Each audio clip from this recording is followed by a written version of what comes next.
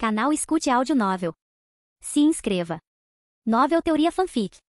Fanfic One Piece, Demônio de Asas Negras. Capítulo 31. Quartel-General da Marinha, meio mês depois. Sala de treinamento no segundo andar. Ian ergueu sem esforço um enorme peso de 20 toneladas com a mão direita, revestida de haki de armamento. Com sua força física centenas até milhares de vezes maior que a de um humano comum, não foi um desafio. Ele também dominou o uso do haki de armamento, alcançando 100% de endurecimento parcial, aumentando significativamente sua força. Sem camisa, o corpo esguio de Ian, herdado de seu modelo Ukiyoha, agora ostentava um abdômen definido e músculos bem definidos. Uma prova de sua dedicação e trabalho duro. Apesar de sua taxa de fusão de 35%, que lhe concede força, defesa, velocidade e poder de ataque excepcionais, faltava-lhe experiência e refinamento no uso de suas habilidades. Caso contrário, possuir poder sem saber como usá-lo só o levaria à ruína. Tudo se resumia à velocidade de reação e controle. O haki de observação e o sensoriamento da alma apenas expandiam sua percepção sensorial, e o haki de armamento não era exceção. Ian largou o peso e se espreguiçou, descansando por um momento. Então sacou Shuzui, segurando a katana com as duas mãos, o olhar focado.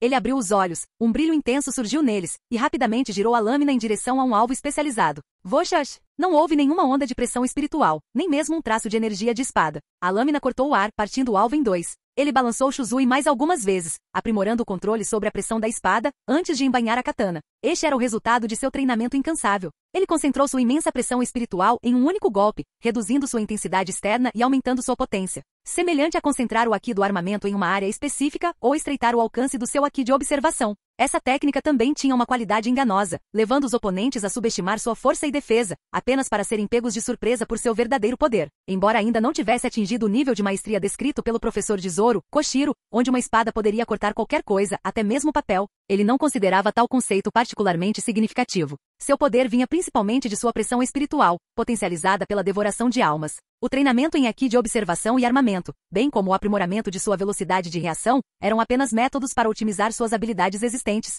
Ele buscava imitar Mihawk, utilizando um único e poderoso golpe. Com força e habilidade suficientes, qualquer obstáculo poderia ser superado. Minha força física agora está entre as mais altas entre os vice-almirantes. Meu haki que se adapta à minha força, e minha esgrima também melhoraram significativamente. Um brilho confiante brilhou nos olhos de Ian enquanto ele cerrava os punhos, revelando seu novo poder. A força dos vice-almirantes no quartel-general da Marinha variava bastante. Os mais fortes conseguiam até mesmo se defender contra um Shichibukai como Doflamingo, um guerreiro quase almirante, enquanto os mais fracos eram rapidamente derrotados. Se Gion e Chaton fossem considerados de nível quase almirante, então ele estaria em algum lugar entre um vice-almirante e um quase almirante. Enxugando o suor da testa, Ian se aproximou da janela. Dali, ele podia avistar todo o quartel-general da Marinha, um complexo amplo, especialmente a enorme praça abaixo, capaz de acomodar 100.000 combatentes. O olhar de Ian, aprimorado tanto pela percepção da alma quanto pelo haki de observação, varreu a base, detectando inúmeras auras poderosas. Claro, essas auras eram consideradas poderosas apenas em comparação ao seu nível atual. Ao contrário dele, que podia devorar almas para aumentar sua força, elas dependiam de métodos de treinamento tradicionais. Não podiam competir com suas habilidades trapaceiras. Os três almirantes Sengoku. Ele murmurou, identificando os indivíduos mais fortes. Atualmente a força total dos fuzileiros navais, baseada apenas no número de caças de alto nível, superava qualquer tripulação Yonkou. Mesmo sem as adições monstruosas de Touro Verde e Fugitora, pelo menos 2 tripulações Yonkou eram necessárias para desafiá-los, e mesmo assim, o resultado seria incerto. Na melhor das hipóteses, os fuzileiros navais teriam uma ligeira vantagem. Essa era a razão da existência dos 7 Shichibukais. Indivíduos como Marco, os comandantes dos Piratas das Feras e os comandantes doces dos Piratas da Big Mom podiam enfrentar os almirantes sem serem derrotados imediatamente. Barba Negra não ousaria lutar contra Shanks e os fuzileiros navais, assim como os fuzileiros navais não poderiam confrontar simultaneamente a tripulação de Barba Branca, a tripulação de Barba Negra e a tripulação de Shanks. Shanks reconheceu isso e sabia que poderia parar a guerra. Por isso interveio e tanto a Marinha quanto Barba Negra foram forçados a recuar. A Marinha podia lidar com 2 tripulações Yonkou, mas 3 era o limite. Esse era o seu nível de força atual. Quanto aos 7 Shichibukais, sua força combinada era equivalente à de uma única tripulação Yonkou. Isso era semelhante à Vila Oculta da Folha no universo Naruto, que possuía poder comparável ao de 2 outras vilas combinadas. Eles também tinham figuras lendárias como Sunny, que foram treinados pelo terceiro Hokage e mais tarde morreram nas mãos de seus alunos. E seu conceito de vontade de fogo compartilhava semelhanças com o senso de justiça dos fuzileiros navais, ambos servindo como princípios orientadores. Vice-almirante Ian, encontrei o log pose para a Ilha Jaya, anunciou Tashiji, entrando na sala. Ian a silenciou, com um sorriso irônico nos lábios e o olhar fixo em uma sala específica em um prédio próximo. Quartel-General da Marinha, sala de recreação. Os fuzileiros navais não lutavam constantemente contra piratas. O código da Marinha era mais rigoroso para fuzileiros de patente inferior. No entanto, os almirantes podiam delegar a maior parte de suas responsabilidades a subordinados e até mesmo passar o dia dormindo se assim desejassem. Este era o privilégio do poder. Não importava o quão astuto ou inteligente alguém fosse, um único soco poderia deixá-lo indefeso. Era o caso clássico de um acadêmico encontrando um soldado. Razão e lógica eram irrelevantes. A força fazia justiça. Nem mesmo os vice-almirantes eram constantemente destacados para lidar com incidentes. Eles tinham tempo para treinamento, trabalho e relaxamento. O quartel-general da Marinha, naturalmente, tinha uma sala de recreação dedicada a esses fins. Faz um tempo que não nos reunimos. Mesmo você estando aqui, Momonga? Com sua jurisdição tão caótica e movimentada, você tem tempo para relaxar? Parece que quase todos os vice-almirantes estão presentes, exceto Garp, que foi recrutar Ace, e as vice-almirantes que têm sua própria reunião. Esperemos que ele tenha sucesso. Os vice-almirantes examinaram a sala, surpresos com a multidão. Ace era de fato um indivíduo talentoso. Era uma pena que ele tivesse escolhido se tornar um pirata na juventude. Eles esperavam que depois de testemunhar os horrores da pirataria, ele aceitasse o cargo de Shichibukai ou se juntasse aos fuzileiros navais. E com Garp, o herói dos fuzileiros navais, cuidando pessoalmente do recrutamento, eles estavam otimistas. Na verdade, falta mais um. Você quer dizer, aquele recém-chegado? Um dos olhos dos vice-almirantes piscou, ao perceber quem estava ausente. Além de Garp, havia de fato outro vice-almirante ausente. Ou melhor, Garp não era realmente um vice-almirante. Ele ocupava uma posição equivalente à de Sengoku, agraciado com o título de herói. Ninguém ousava tratá-lo como um mero vice-almirante. Todos pensaram no mesmo indivíduo. A sala ficou em silêncio por um momento, e então um dos vice-almirantes zombou. Aquele garoto fica enclausurado na sala de treinamento o dia todo. Talvez ele tenha medo de ser exposto como alguém sem força para ser vice-almirante e ter sua patente revogada. Afinal, mesmo com uma Akuma no Mi Zou mítica e a renomada Katana Shuzui, ele ainda é apenas um espadachim novato. Mas você acredita que um novato de 18 anos poderia derrotar Gekko Moria, um pirata veterano que desafiou Kaido e se tornou um Shichibukai? Duvido. Gion provavelmente está exagerando. Chiz Onigumo, por que tanta hostilidade? Ele não fez nada com você. Você não tem medo de Gion vir atrás de você? Comentou Doberman, observando a reação de Onigumo. Quem sabe se é mesmo verdade? Você acredita que um novato poderia derrotar Moria? Embora ele possa ser o mais fraco dos Shichibukais, ainda está além do nosso nível. Gion provavelmente está tentando aumentar a própria reputação para garantir a posição de almirante. Embora ela e Shaton sejam inegavelmente fortes, derrotar Moria pessoalmente e descobrir uma novata poderosa seria ainda mais impressionante. Ela está mirando no título de almirante. E com uma Akuma no Mi Zou mítica e uma esgrima impressionante, ela definitivamente tem potencial. Se aquele garoto ousar me desafiar, eu lhe mostrarei o que é a verdadeira esgrima. Não é algo que se adquire por meio de mentiras e ostentações vazias. Onigumo zombou, uma pitada de intenção de espada emanando dele, uma aura cruel e sanguinária enchendo a sala. Indivíduos mais fracos teriam se intimidado com a demonstração, mas todos os presentes eram vice-almirantes da Marinha, veteranos experientes de inúmeras batalhas. A intenção da espada de Onigumo teve pouco efeito sobre eles.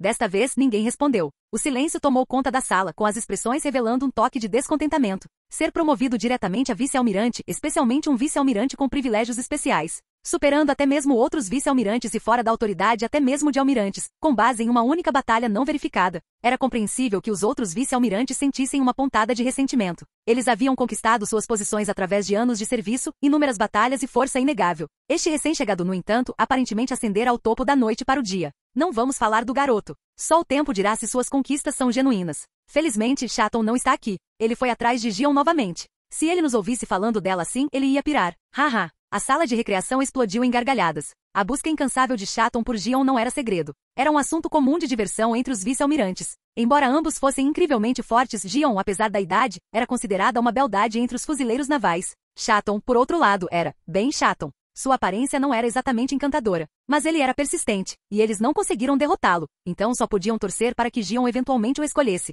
Vice-almirante Yan. Yan retraiu seu aqui de observação e se virou para Tashiji, com as bochechas inchadas de indignação. Ela estava claramente incomodada com os comentários depreciativos dos vice-almirantes sobre Yan. Como sua assistente, ela estava bem ciente de suas habilidades. Mesmo sem considerar sua Akuma no Mi, sua esgrima era excepcional, embora não chegasse ao nível de um mestre espadachim. Seu poder, combinado com sua Akuma no Mi, o tornava um oponente formidável. Ele era, sem dúvida, mais fraco do que Gion e Shaton. No entanto, eles eram superiores a ela, então ela não podia falar mal deles pelas costas. Pelo menos ele lhe dera Suki no Mi, no valor de bilhões de belis, sem hesitar. Tal generosidade era louvável. Se ela a tivesse entregue ao quartel-general, poderia tê-la trocado por uma espada de grau supremo e inúmeros pontos de mérito. Não vamos nos aprofundar nisso. Você quer viajar? Capítulo 32. Os pontos de troca de mérito militar do quartel-general da Marinha operam de forma semelhante à taxa de conversão de belis, aproximadamente 5 por 1. Os itens em exibição sejam frutas do diabo, espadas renomadas, os 6 poderes, ou as 2 formas de Aqui. Todos esses itens foram cuidadosamente categorizados e classificados. Naturalmente, a Marinha atua como intermediária, cobrando uma comissão por seus serviços. Afinal, com suas habilidades de coleta de informações, a Marinha consegue até categorizar as Akuma no Mi de acordo com seu tipo e subtipo específicos. Além disso, a Marinha oferece tarefas especializadas de caça de recompensas para capturar piratas, poupando inúmeros problemas para os participantes. Uma espada de nível supremo vale 1 bilhão de pontos na troca de mérito militar, o que é altamente atraente para qualquer soldado da Marinha proficiente em esgrima. No entanto, para verdadeiros mestres espadachins, isso não importa tanto, já que qualquer lâmina, desde que não seja muito inferior, pode ser facilmente treinada para se tornar uma lâmina negra em suas mãos. Além disso, não demorará muito para que Yan recupere 40% de sua fusão. Assim que ele construir completamente sua Zanpakutou, tanto seu poder quanto sua qualidade certamente estarão no mesmo nível das espadas de nível supremo. Quanto às zombarias e dúvidas daqueles ao seu redor, Yan não se importa em provocá-los. Ele está mais focado em aprimorar sua força. Só os fracos latem sem rumo. Mostrar talento e habilidade de verdade é o que realmente importa. Você já viu um adulto competir seriamente com uma criança? Mas para Tashigi, essa tolerância parecia um sinal de dignidade. Ser ridicularizada sim, mas ainda assim conseguir se conter? Para ela, era uma questão de posição e força. Yan o superava em ambos, mas ainda assim optou por permanecer em silêncio. No entanto, refletindo sobre sua magnanimidade, talvez ele simplesmente os achasse insignificantes demais para se importar? Yan era mesmo assim, palavras ásperas não eram nada comparadas à sua força real. Se as pessoas falassem pelas costas dele que assim fosse. Mas se um cachorro ousasse mordê-lo na frente, ele não latiria de volta, ele simplesmente o esmagaria. Só algumas palavras vazias. Pronto para uma jornada? Yan pegou o log pose para a Ilha Jaya que Tashigi havia trazido e o jogou no ar enquanto falava. A Ilha Celeste ficou isolada do Mar Azul por séculos. Seus habitantes possuíam asas brancas e sua força havia se desenvolvido de uma maneira única. Eles utilizavam várias conchas com poderes semelhantes aos do mundo dos piratas e por acaso, o deus de Skipieia Enel que possuía a Goro Goro no Mi, tolamente acreditava que seus poderes eram de origem divina. Ele não fazia ideia de que suas habilidades vinham de uma Akuma no Mi, nem entendia Aqui. Ele se referiu ao Aqui da observação como mantra. A Goro Goro no Mi é uma habilidade incrivelmente versátil e fragmentada da logia. Ela pode imitar a força explosiva do fogo, a velocidade e a capacidade de perfuração do vento, os efeitos de paralisia e desaceleração do gelo e o peso destrutivo da terra. É um poder extremamente completo. Já que Yan agora tem a capacidade de absorver frutas do diabo e cultivar mudas a partir delas, não tem como ele abrir mão dessa fruta logia ridiculamente poderosa. Se Enel tivesse desenvolvido seu poder ao nível dos almirantes, Yan teria que evitar o confronto. No entanto, Skipieia está isolada do Mar Azul há séculos. Enel havia desenvolvido suas habilidades de forma independente e as usava muito bem, mas seu poder não era plenamente explorado. Fora isso, mesmo que a habilidade Gomu Gomu no Mi Fruta Gangan de Luffy tivesse uma vantagem natural sobre ele, Enel ainda poderia ter incinerado Luffy. As maiores fraquezas de Homem Borracha são o calor extremo, além de lâminas e espadas. É por isso que Yan instruiu Tashigi a encontrar o log pose para a Ilha Jaya, para definir o curso para a Ilha do Céu passo a passo. Ao mesmo tempo, ele também queria visitar a cidade natal de Luffy e Garp, o reino de Goa, para conhecer Shimotsuki Koshirou e o mestre espadachim Ryuma, que uma vez empunhou a espada Shuzui. Eles vieram da mesma família, com o pai de Koshirou, Shimotsuki Kozaburo, sendo o forjador das espadas mais famosas do país de Wano. Se não fosse pela batalha contra Kaido há mais de 20 anos, quando a velha do clã Kuruzumi usou a Mané Mané no Mi, fruta clone-clone, para personificar Momo. Distraindo-o, Kozuki Oden poderia ter se tornado o segundo samurai depois de Ryuma matar um dragão. Qualquer um que possa dizer que uma espada, por mais famosa que seja, não consegue cortar papel a menos que realmente queira, certamente deve ser um espadachim extraordinário. Afinal, quantas pessoas comuns carregam espadas como Vado e Shimonji por aí? Além disso, as identidades de Tashigi e Kuina ainda eram cercadas de mistério. As duas tinham mais ou menos a mesma idade, eram obcecadas por esgrima e sonhavam em se tornar grandes mestres espadachins. E ambos disseram a mesma coisa a Zoro, como ele tinha sorte de ser um garoto com força para perseguir tais sonhos, embora suas personalidades fossem diferentes. Mas em um mundo tão bizarro quanto One Piece, onde as pessoas têm habilidades físicas absurdas, a ideia de que Kuina morreu ao cair da escada parece bastante absurda. Na história original, nunca vimos seu corpo, e a ideia de que ela possa ter amnésia, ser um clone ou até mesmo uma gêmea perdida não é tão absurda para um mundo tão dramático. Afinal, este mundo já introduziu ciborgues como o Pacifista, o exército de clones Germa 66 e Akuma no Mi artificiais criadas por cientistas como César, Judy e Vegapunk, que está 500 anos à frente de seu tempo. Todos os três até trabalharam juntos. Então, até as ideias mais absurdas parecem plausíveis. Se o destino de Kuina envolve clonagem ou outra coisa, Yan teria que confirmar quando visitasse a vila e visse se o túmulo dela estava lá, e conhecesse Koshirou. No mínimo, Yan sabia que fossem mestres espadachins ou usuários de Akuma no Mi, enfrentar oponentes fortes só poderia melhorar sua própria força de combate. Vou preparar o navio de guerra imediatamente, disse Tashigi. Como vice-almirante, Yan certamente poderia comandar um navio pequeno, especialmente porque Mar do Leste não era uma viagem curta. Embora o quartel-general da Marinha esteja no centro do mundo, conectando-se aos 4 mares e ligando a Ilha dos Homens Peixe à Terra Santa de Marejois, Ainda assim era uma distância significativa. Não precisa, chegaremos lá em breve. Ian vestiu sua capa branca, o símbolo de um vice-almirante da marinha com mangas pretas, e no segundo seguinte, Tashigi percebeu por quê. Ian correu em direção a ela e à janela, quebrando o vidro branco e lançando cacos. A luz do sol refletiu nos cacos como escamas douradas e, antes que ela percebesse, Ian a pegou no colo, carregando-a gentilmente como uma princesa, segurando suas pernas longas e esbeltas. O tecido fino de seu uniforme da marinha não impedia o calor entre eles. Ian sentia a maciez de sua figura e o leve aroma característico de uma jovem, enquanto ela sentia a força sólida e confiável de seus braços. Seu rosto corou levemente, mas Ian permaneceu indiferente, apenas uma jovem ingênua, mas isso faz parte do seu charme. Então veio a sensação de cair do céu. A forte sensação de leveza fez Tashigi se agarrar com mais força a Ian, apesar do prédio não ser tão alto. Apenas uma reação natural de uma garota frágil que precisa de proteção.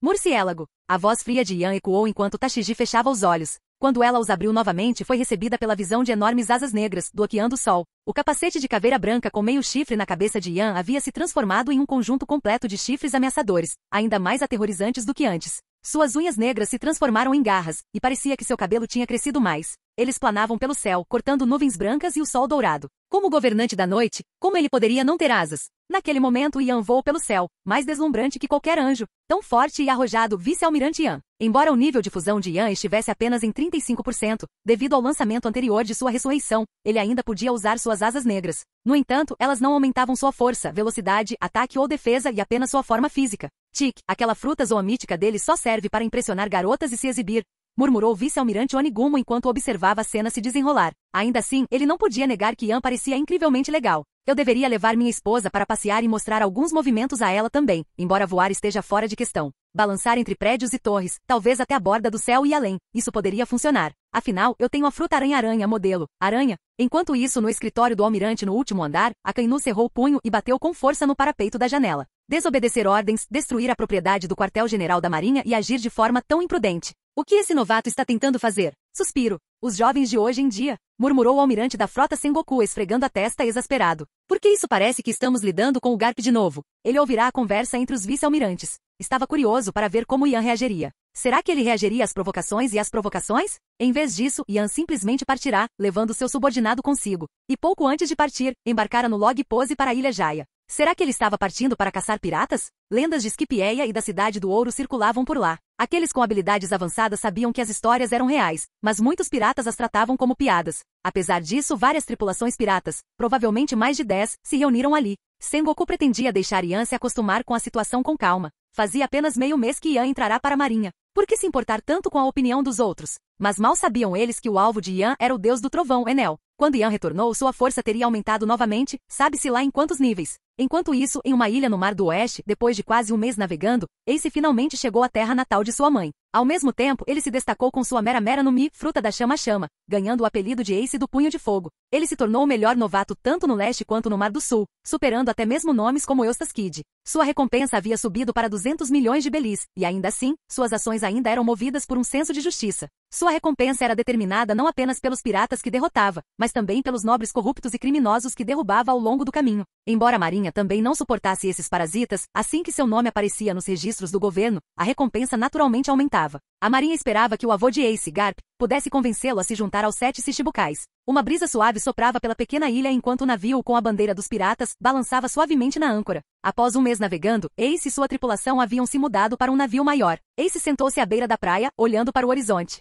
Um grande navio com uma figura de proa em forma de cachorro, que Ace conhecia muito bem, aproximava-se da costa. Ele o reconheceu imediatamente como o navio de seu avô Garp, então não se deu ao trabalho de fugir. Ao lado dele estava o primeiro tripulante que ele recrutou, Deuce. Na história original, eles se conheceram em uma ilha deserta. Seu nome era muito parecido com o de Ace, pois Ace lhe dera o nome Deuce por impulso. Ele usava uma máscara azul e vinha de uma família rica. Seus pais eram médicos, e ele próprio havia estudado medicina. Seu sonho era escrever um romance de aventuras incrível sobre o mar. Você vai fugir, Ace? Perguntou Deuce, olhando para a enorme bandeira da marinha tremulando no navio. Não precisa, é o meu velho, respondeu Ace com uma mistura de resignação e culpa. Mesmo que eu não queira enfrentá-lo, ele queria que eu e meu irmão nos tornássemos fuzileiros navais, e aqui estamos ambos piratas. Entendo. Acho que me identifico, disse Deuce, pensando na própria família. Seus pais também salvaram vidas como médicos. Após um longo silêncio, o navio com cabeça de cachorro atracou ao lado deles. Parado na proa com um casaco de marinheiro esvoaçando ao vento, estava ninguém menos que o vice-almirante Garp. Avô e neto se entreolharam. Faz tempo, Ace. Sim, já faz um tempo, vovô.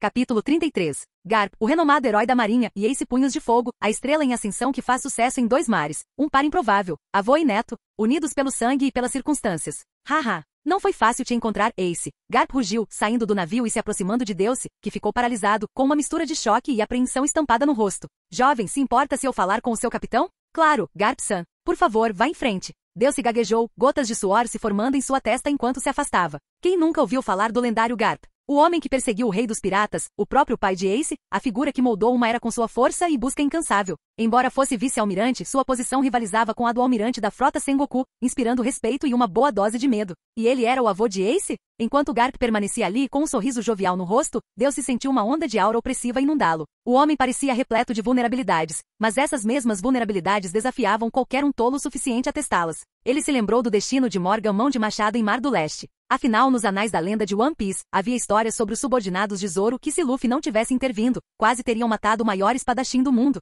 Drácula Mihawk. Havia o deus da espada Bandido da Montanha, que desafiou um Yonkou com nada além de uma garrafa de saquê e uma audácia inabalável. Essas eram figuras lendárias, seus feitos gravados na memória de todos os que navegaram pelos mares. Se não tivessem sido impedidos, a saga de One Piece teria sido uma maravilha de 3 episódios. Afinal, figuras como Shanks já haviam eliminado potenciais imperadores. Ele era uma figura comparável ao 6º Hokage de Konohagakure, que subjugou 5 grandes vilas ninjas com a mão esquerda, segurou o 7º Hokage, Naruto Uzumaki. A reencarnação de Azura na direita pisou em Sasuke Uchiha, a reencarnação de Indra, e assustou Sakura Haruno, a mestre da força e cura monstruosas. Deuce tinha certeza de que se Garp liberasse todo o seu poder, a ilha inteira ruiria diante dele. Aqueles punhos de ferro não foram conquistados por mero treinamento, foram forjados em inúmeras batalhas contra piratas formidáveis como Don Shinjao, o 12º chefe da marinha Appo, um pirata com uma recompensa de 500 milhões de belis. O orgulho e a força de Shinjao estavam em sua cabeça em forma de broca, a única arma capaz de romper o continente de gelo e recuperar o tesouro escondido dentro dele. No entanto, 30 anos antes, ele enfrentou Garp em um duelo lendário que abalou o Mar do Oeste.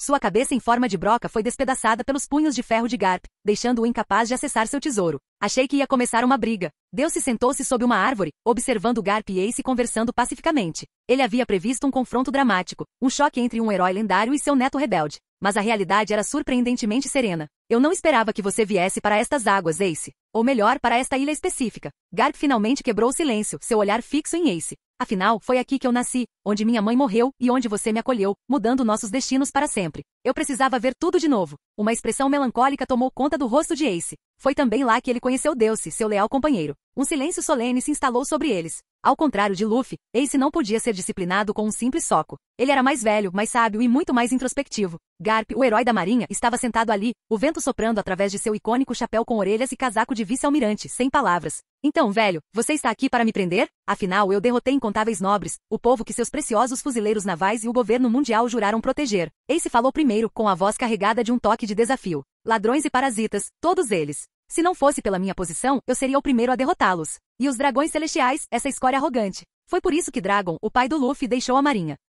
Garp zombou, seu desdém pelo governo mundial e suas práticas corruptas era evidente. Como um fuzileiro naval de alta patente, ele estava a par de seus segredos mais obscuros, sua hipocrisia e crueldade. Mas por enquanto, precisava da autoridade deles para manter a ordem no mundo. O peso da justiça era um fardo pesado de suportar. Embora Dragon tivesse se tornado o criminoso mais procurado do mundo, o líder do exército revolucionário que buscava derrubar o governo mundial, Garp ainda sentia orgulho. Seu filho tinha ambição e o poder para alcançá-la. Como fuzileiro naval, Dragon fora um novato monstruoso, com sua fruta do vento rivalizando com os poderes dos almirantes. Estou aqui em nome do quartel-general da Marinha para lhe oferecer uma posição, como substituto de Gekko Moria entre os 7 Shichibukais. Você aceita? Garp finalmente revelou seu propósito, embora já soubesse a resposta de Ace. Você não me recomendou, né? Ace não respondeu à pergunta, em vez disso fez outra. Quem tinha tomado essa decisão? Foi o recém-chegado que derrotou Gekko Moria e deixou o cargo vago. Ele se juntou à Marinha, agora vice-almirante, com potencial para se tornar almirante, revelou Garp. Impressionante. Lembro que ele tem uma Akuma no Mihara, a Zou mítica, né? E ele é um espadachim habilidoso.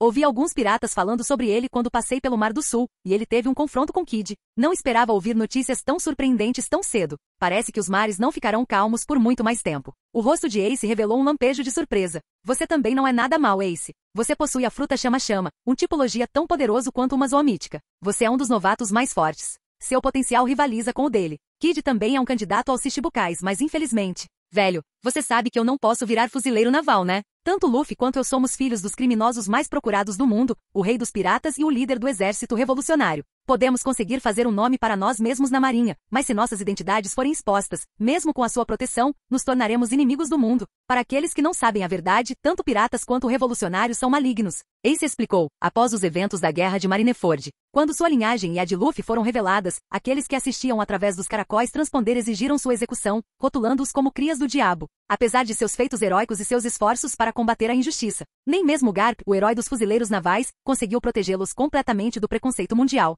Ele só conseguiu minimizar as consequências. Ace, seu idiota. Por que você não me ouviu? Aí eu poderia ter protegido você e o Luffy sem reservas. Ele lamentou, com o coração pesado de tristeza. Piratas podem não merecer compaixão, mas família é diferente. Seu filho era um líder revolucionário no mesmo nível de Gold Roger, seus netos eram infames piratas supernova, um deles potencialmente destinado a se tornar o rei dos piratas, e ele era um herói da marinha. Era uma ironia cruel, uma tragédia que pesava sobre os ombros do velho. Ele não conseguia deixar de pensar em outro mundo, outra história, onde um homem idoso havia alcançado o ápice da magia, apenas para ver seu filho se tornar o líder de uma guilda sombria, seu neto alimentando conflitos internos antes de ser expulso, apenas para finalmente encontrar a redenção. Assim como Luffy, ambos eram estrelas em ascensão, destinados à grandeza. Os dois velhos, unidos por destinos semelhantes, suas vidas marcadas tanto pelo triunfo quanto pela perda dolorosa. Viva bem, Ace. Garp sabia que era a hora de encerrar o reencontro. Ele entregou uma carta a Ace, um gesto que revelava o verdadeiro propósito de sua visita. A oferta fora uma mera formalidade, uma chance de se conectarem. Ei, velho, você está bem?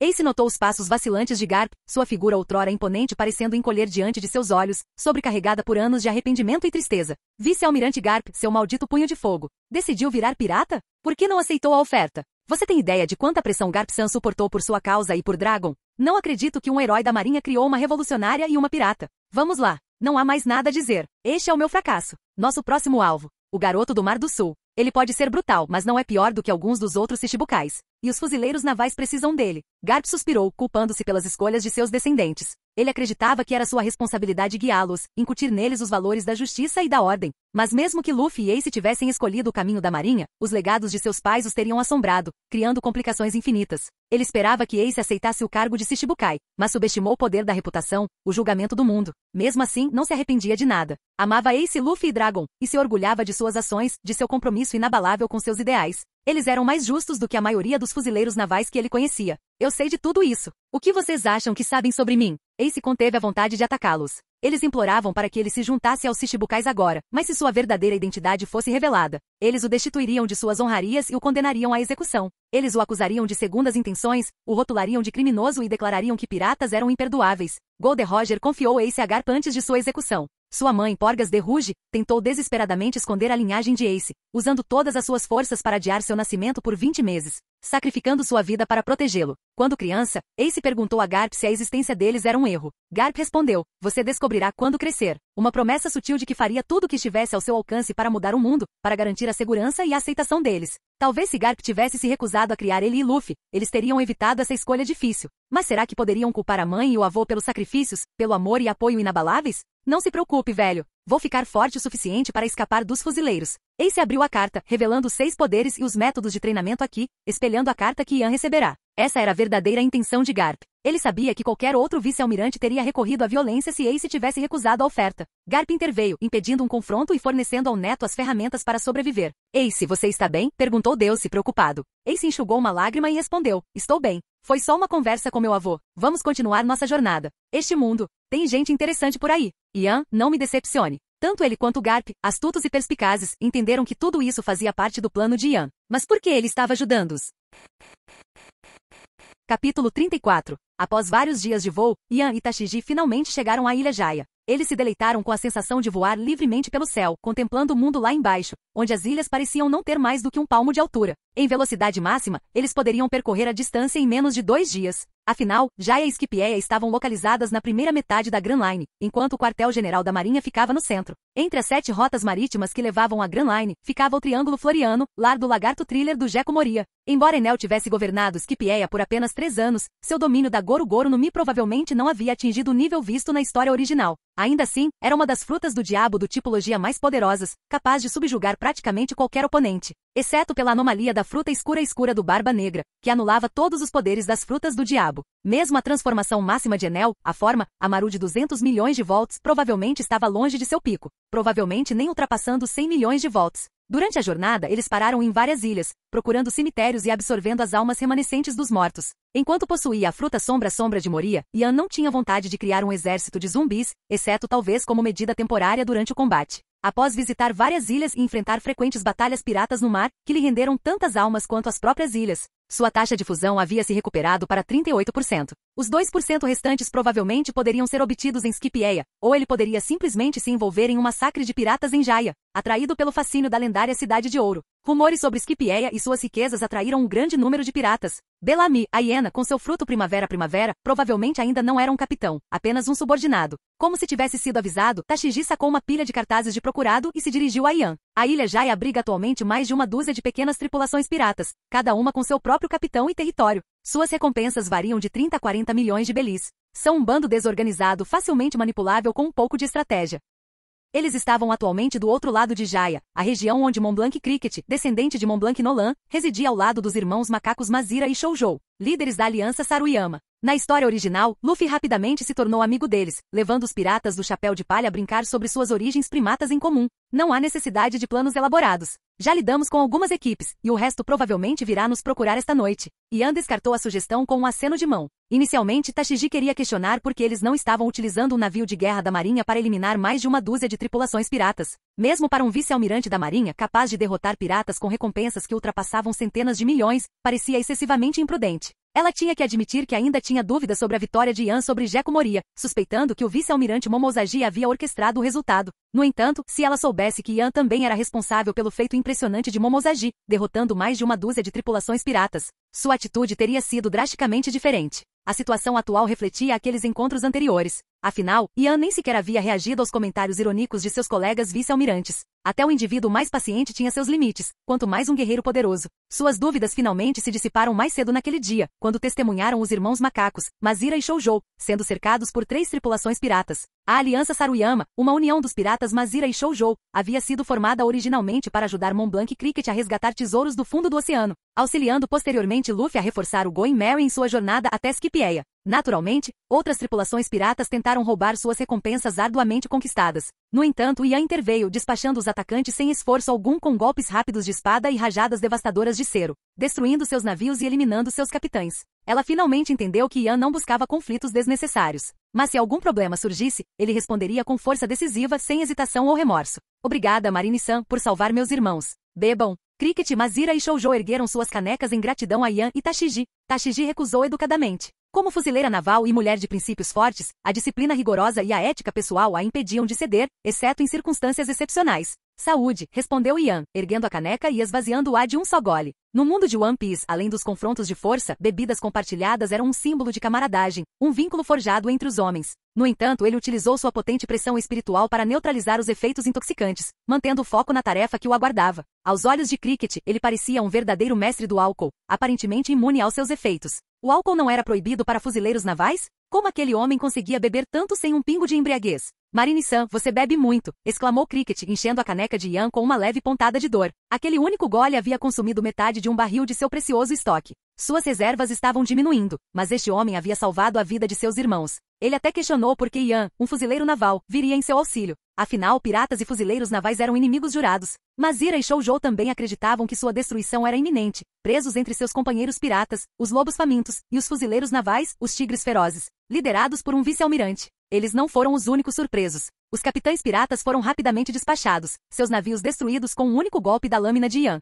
Sua força era inegável, capaz de lidar com piratas com recompensas que ultrapassavam centenas de milhões. Mas Ian simplesmente declarou: existem piratas bons e fuzileiros navais maus. Não tolerarei o mal, independentemente de sua filiação. Nem ficarei parado assistindo à morte de um bom pirata. Suas palavras ressoaram neles, assim como em Tashigi. Parecia que seu superior seguia seu próprio código de conduta, livre das rígidas linhas traçadas entre facções. Sem querer, ele cativou ainda mais o coração da jovem ingênua e impressionável. A Cidade de Ouro realmente existe? Cricket finalmente quebrou o silêncio, sua voz carregada de anos de busca e dúvida. Montblanc Cricket, o líder da Aliança Saruyama, descendente de Montblanc Nolan. Seu rosto em forma de diamante ostenta as cicatrizes de incontáveis mergulhos em busca da cidade lendária, buscando limpar o nome de seu ancestral. Mais tarde, ele ajudaria Luffy a chegar a Skipjeia. Um homem que se recusou a se curvar ao destino, um testemunho de uma determinação inabalável. Cricket carregou o fardo do legado de seu ancestral, taxado de mentiroso por afirmar a existência de Skipjeia e da Cidade de Ouro. Ele dedicou sua vida a provar a verdade, lutando contra as marés do destino. Mazira e Shoujo, os irmãos macacos.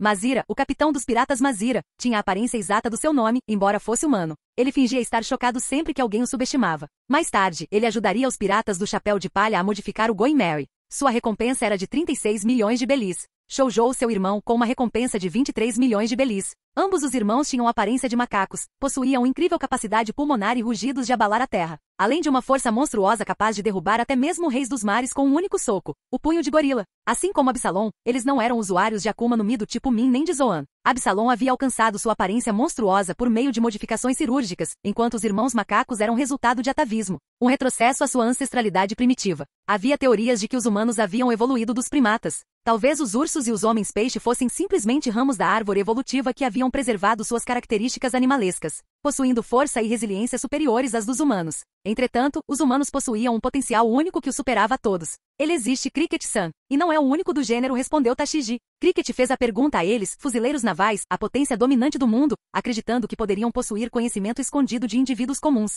De fato, a razão pela qual você não o encontrou depois de décadas de busca é porque ele não está no mar, mas lá em cima. Ian apontou para o céu azul, pontilhado de nuvens brancas e banhado pela luz do sol. Sério? Cricket, Mazira e Shoujo ficaram atordoados. Isso confirmou que o ancestral de Cricket não havia mentido. A Cidade de Ouro em Jaya era real. Para Cricket não se tratava do ouro em si, mas sim da reivindicação do nome de seu ancestral. Ele e sua família foram ridicularizados e condenados ao ostracismo por gerações, rotulados como descendentes de um mentiroso. Ele ansiava por provar a verdade, por restaurar a honra de sua família. Esta região sofre com frequentes correntes de arrebentação, não é? Perguntou Ian. Cricket ficou confusa. O que isso tem a ver com a Cidade do Ouro? Porque esses riachos são o caminho para Skipjeia. Metade de Jaya foi impelida milhares de metros para o céu por esses mesmos riachos, explicou Tashiji, o sábio estudioso. Isso é inacreditável, exclamaram Cricket e os irmãos macacos. Eles presumiram que fosse um fenômeno natural, uma mera peculiaridade do mar. Mas a realidade era muito mais impressionante. Uma força capaz de lançar uma ilha inteira para o céu? Na Grand Line e no Novo Mundo existem várias ilhas flutuantes. Algumas são criadas por meio de habilidades de Akuma no Mi, como os piratas leões dourados de Shiki. Outras são artificiais, como veateria. Há até a Ilha dos Homens-Peixe 10 mil metros abaixo da superfície, e a Totoland, criada a partir de doces. Nesses lugares, indivíduos poderosos podem destruir ilhas inteiras com sua própria força. Skipjeia e Jaya já foram uma única ilha, contendo vestígios do século vazio, um período da história apagado dos registros mundiais. Placas de pedra semelhantes às encontradas em Alabasta continham pistas sobre as armas antigas, Plutão e Poseidon. Quanto a Urano, do Flamingo possuía algum conhecimento, mas seu paradeiro permanecia um mistério, provavelmente controlado pelos dragões celestiais. Em Skipjeia erguia-se uma cidade magnífica, o mesmo local onde os ponêglifos haviam sido descobertos, com ruas pavimentadas com ouro e edifícios adornados com joias preciosas. Quando metade de Jaya foi lançada ao céu, parte de seus tesouros se espalhou pelo restante da massa terrestre. O tesouro mais valioso era o campanário dourado, um sino enorme sob o qual se encontrava um poneglyphoneglyponeg. Rezava a lenda que o som do sino era incrivelmente belo, guiando Mont Blanc Nolan até a ilha. Quando Jaya acendeu, seu som chegou a Skipjeia, onde os habitantes o confundiram com a voz de Deus. Há 400 anos, em 1122, Mont Blanc Nolan e sua tripulação encontraram Jaya enquanto buscavam abrigo contra uma tempestade. Eles encontraram os Xandia, uma tribo devastada por uma febre arbórea mortal, e acabaram com sua prática de sacrifícios humanos. Nolan até fez amizade com Calgara, o guerreiro mais forte da tribo. No entanto, no processo de cura da febre das árvores, Nolan cortou a árvore sagrada dos Xandia, um símbolo de sua fé e tradição. Em compreendendo suas ações, Calgara baniu Nolan e sua tripulação da ilha. Mais tarde, ao descobrir a verdade por Mousse, Calgara se arrependeu profundamente de sua decisão precipitada, incapaz de se despedir do amigo. Daquele dia em diante, os Xandia em Jaya tocaram seu sino dourado todos os dias, na esperança de guiar seu querido amigo, Nolan, de volta à sua ilha. Ao retornar à sua terra natal, Nolan alegou ter descoberto a Cidade do Ouro, Xandora. No entanto, quando conduziu o rei de volta a Jaya, a ilha havia se dividido em duas e a Cidade do Ouro havia desaparecido. Nolan foi executado por enganar o rei, mas nunca negou a existência de Xandora, mesmo em seus momentos finais. A Periard, antigamente parte de Jaya, era reverenciado como solo sagrado pelos Skipjeans, pois era a única ilha no céu com solo fértil. Os Xandia, descendentes dos habitantes originais de Jaya, travaram uma guerra de 400 anos contra os Skipjeans, buscando recuperar sua terra natal e tocar seu sino de ouro mais uma vez.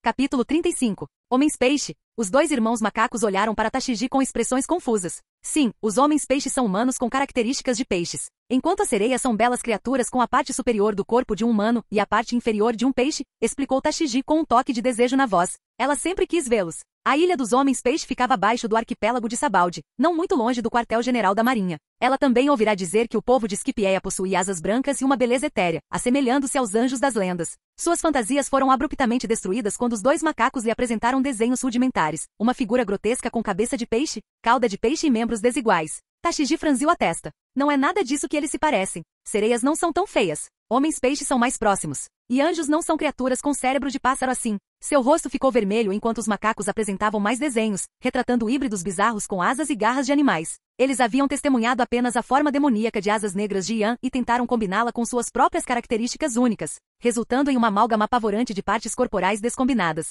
Sua compreensão da evolução parecia ter tomado um rumo bastante equivocado. Cricket, no entanto, ficou mais intrigado com as histórias de Ian sobre o novo mundo. Se essas histórias fossem verdadeiras, a Cidade de Ouro empalidecia em comparação com as maravilhas e os desafios que os aguardavam lá. Talvez devessem considerar se aventurar além dos céus. Haha. Ian caiu na gargalhada. Os dois macacos eram realmente almas gêmeas de Luffy, capazes de produzir obras-primas tão absurdas. Tashigi o encarou com as bochechas inchadas de indignação. Precisam da nossa ajuda para reforçar o navio? Cricket e os irmãos macacos se abstiveram de questionar como pretendiam chegar a Scipieia sem um pássaro do sul para guiá-los. Eles tinham visto Ian planando pelo céu. Essa habilidade por si só resolveria muitos problemas. De fato, com suas memórias de vida passada, Ian tinha uma visão clara do traçado geral de Scipieia. Ele poderia facilmente obter um mapa detalhado ao chegar. Além disso, Enel poderia utilizar seu Haki de observação em conjunto com seus poderes de raio para criar uma rede que abrangesse toda a ilha, um mantra. Embora essa técnica se baseasse nas propriedades únicas da fruta do estrondo, Ian conseguia obter um efeito semelhante com a fruta da sombra-sombra. Afinal, onde havia luz, havia sombras.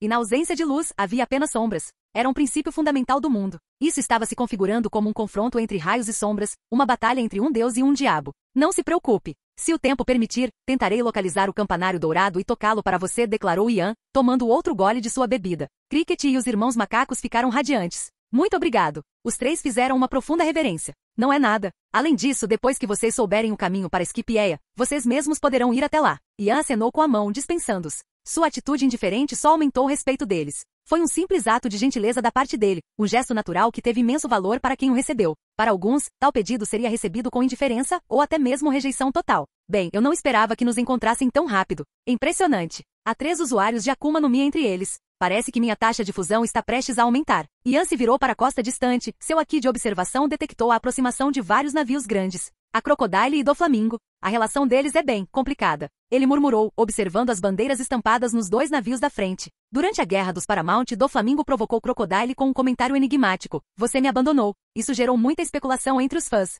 Essas são as bandeiras dos Shichibukais, Crocodile e do Flamingo. Por que eles estão trabalhando juntos? Exclamou Tashigi surpresa. Devemos reportar isso ao quartel-general da Marinha, Yansan. Um encontro entre 2 Shichibukais é um evento significativo. Primeiro foi Gekko Moria e agora do Flamingo. Será que eles estão planejando algo? Isso poderia justificar uma ação contra eles. Tashigi ajeitou os óculos com a mente analítica a mil. Às vezes, uma mente brilhante pode levar a especulações excessivas. Não pense muito, Tashigi. Aqueles navios estão cheios de piratas de baixa patente. Provavelmente é só uma coincidência. Mas agora que eles se encontraram, podemos aproveitar a situação e eliminá-los. Ian respondeu. Ele conseguia deduzir o motivo da aliança. A jornada de Luffy ainda estava a 2 anos de distância. Crocodile ainda perseguia seu ambicioso plano de usurpar o trono de Alabasta e adquirir a arma ancestral, Plutão. Ele precisava de subordinados competentes, e Bellamy era um recurso valioso. Tanto Crocodile quanto Bellamy, no entanto, rejeitaram a oferta de parceria de Doflamingo devido à desconfiança mútua. Mas isso não os impediu de tentar roubar os tripulantes um do outro. Afinal, qualquer perturbação ou inconveniência causada aos rivais era uma vitória por si só.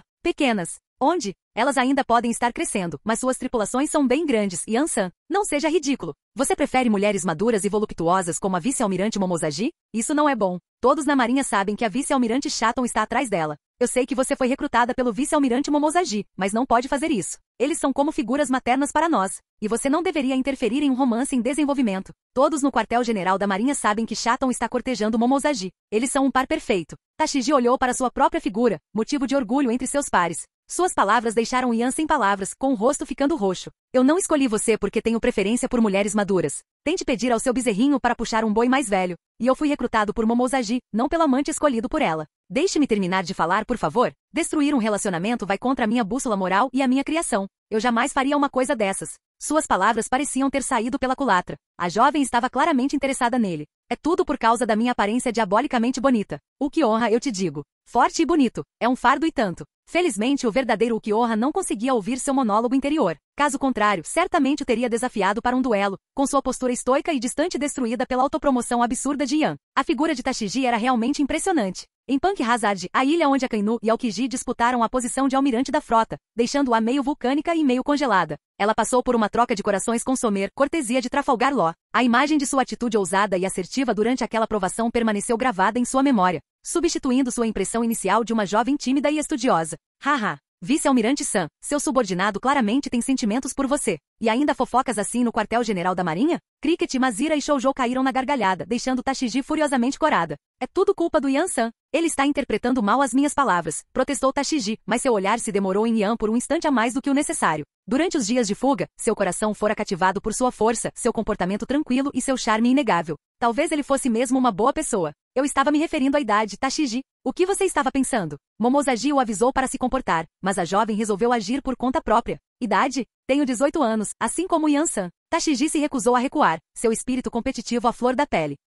Essa teimosia era evidente em suas interações com Zoro na história original. Ela se recusava a aceitar que as mulheres eram inerentemente mais fracas que os homens. Foi essa mesma determinação que a impulsionou na hierarquia da Marinha. Yan suspirou. Certo, então e a força?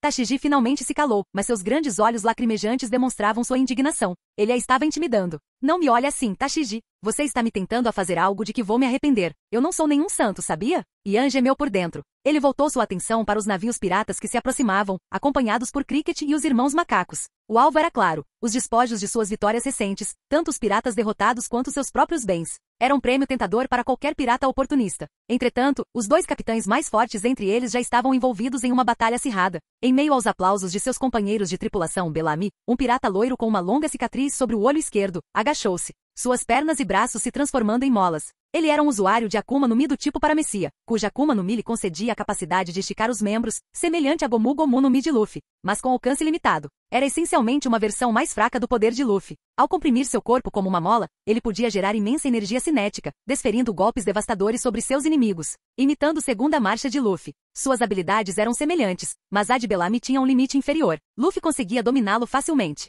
Golpe mortal de primavera. Bellamy rugiu, lançando-se para frente com um poderoso chute de mola, com o punho erguido para trás, com o objetivo de abrir um buraco no oponente. Bomba de pé. Seu oponente, um pirata vestido de marrom e com um afro, parecido com o astro do rock, respondeu com uma técnica explosiva. Bum! O convés sob seus pés se estilhaçou enquanto ele se impulsionava para frente, igualando-se à velocidade de Bellamy. Sua Akuma no Mi, a fruta bomba-bomba, permitia que ele gerasse explosões, alcançando um efeito semelhante aos ataques de Bellamy movidos a mola. Soco explosivo. Ele enfrentou o ataque de Bellamy de frente, seus punhos colidindo em uma explosão estrondosa. Que diabos você está fazendo? Eu já disse, eu já me juntei a outro Shichibukai. Bellamy gritou, sua voz quase inaudível em meio ao estrondo da explosão. Nascido no Mar do Norte, ele idolatrava Doflamingo desde a infância. Ao se tornar pirata, sonhava em se juntar à tripulação de Doflamingo. Sob a influência de Doflamingo, Bellamy desenvolveu uma personalidade arrogante e condescendente, acreditando que piratas com sonhos eram tolos e fracos. Ele era uma estrela em ascensão na Cidade Falsa, famoso por roubar dos outros e ganhar o apelido de hiena. Agora, um estranho apareceu, oferecendo-lhe a chance de servir outro Shichibukai. O que há de tão estranho em um pirata mudar de aliança? Meu chefe também é um Shichibukai e precisa urgentemente de recrutas. Você pode até se tornar um comandante. Você faz parte oficialmente da tripulação do Doflamingo? Ou está apenas usando o nome dele? O Senhor 5 provocou. Bellamy fez uma pausa, percebendo a verdade em suas palavras. Embora ambos fossem Shichibukais, a organização de Doflamingo era bem estabelecida. Ele não era um membro de verdade, apenas usando o nome de Doflamingo para proteção. Juntar-se ao Crocodile poderia realmente lhe garantir uma posição de poder, desde que ele não fosse substituído por um recém-chegado.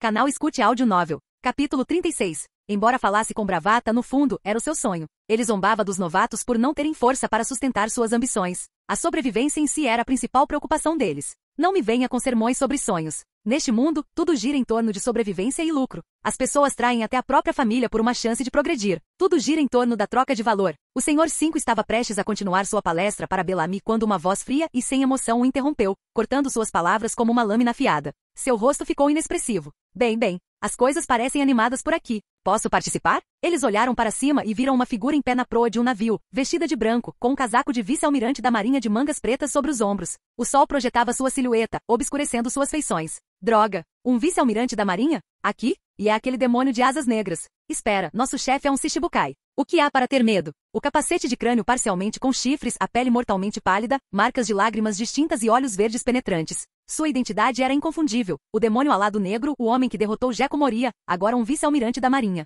Não podemos julgar esse cara pelos padrões normais. Ele atacou Moria. Somos insignificantes comparados a ele. O pânico os invadiu. Se aquele homem os queria mortos, poderia facilmente encontrar uma justificativa. O próprio chefe deles não arriscaria um confronto com um vice-almirante da marinha em nome deles. Como o Senhor 5 havia dito, este mundo era sobre autopreservação e exploração de oportunidades. Mesmo que eles tivessem algum valor, as consequências de ajudá-lo superavam em muito qualquer benefício potencial, especialmente para Bellamy, que nem sequer era um oficial, apenas uma figura periférica operando sob sua bandeira. Posso perguntar o que traz o vice-almirante demônio de asas negras aqui? Perguntou o Senhor 5 com uma risada nervosa. Sua parceira, a senhorita Valentine, trajando um vestido amarelo e carregando uma sombrinha, também havia descido do céu, com seu comportamento altivo de sempre substituído por apreensão. Bellamy permaneceu em silêncio, com o olhar fixo na figura imponente. Este era o homem que derrotara Gekko Moria, um feito que nem mesmo seu próprio chefe, o Shichibukai Don Quixote do Flamingo, tentaria. A mera presença de Yan exalava uma aura de poder e perigo que intimidava até os piratas mais calejados. A combinação de sua Akuma no Mi zoomítica, sua maestria na esgrima e sua alta posição na marinha criava uma potente mistura de força e autoridade impossível de ignorar.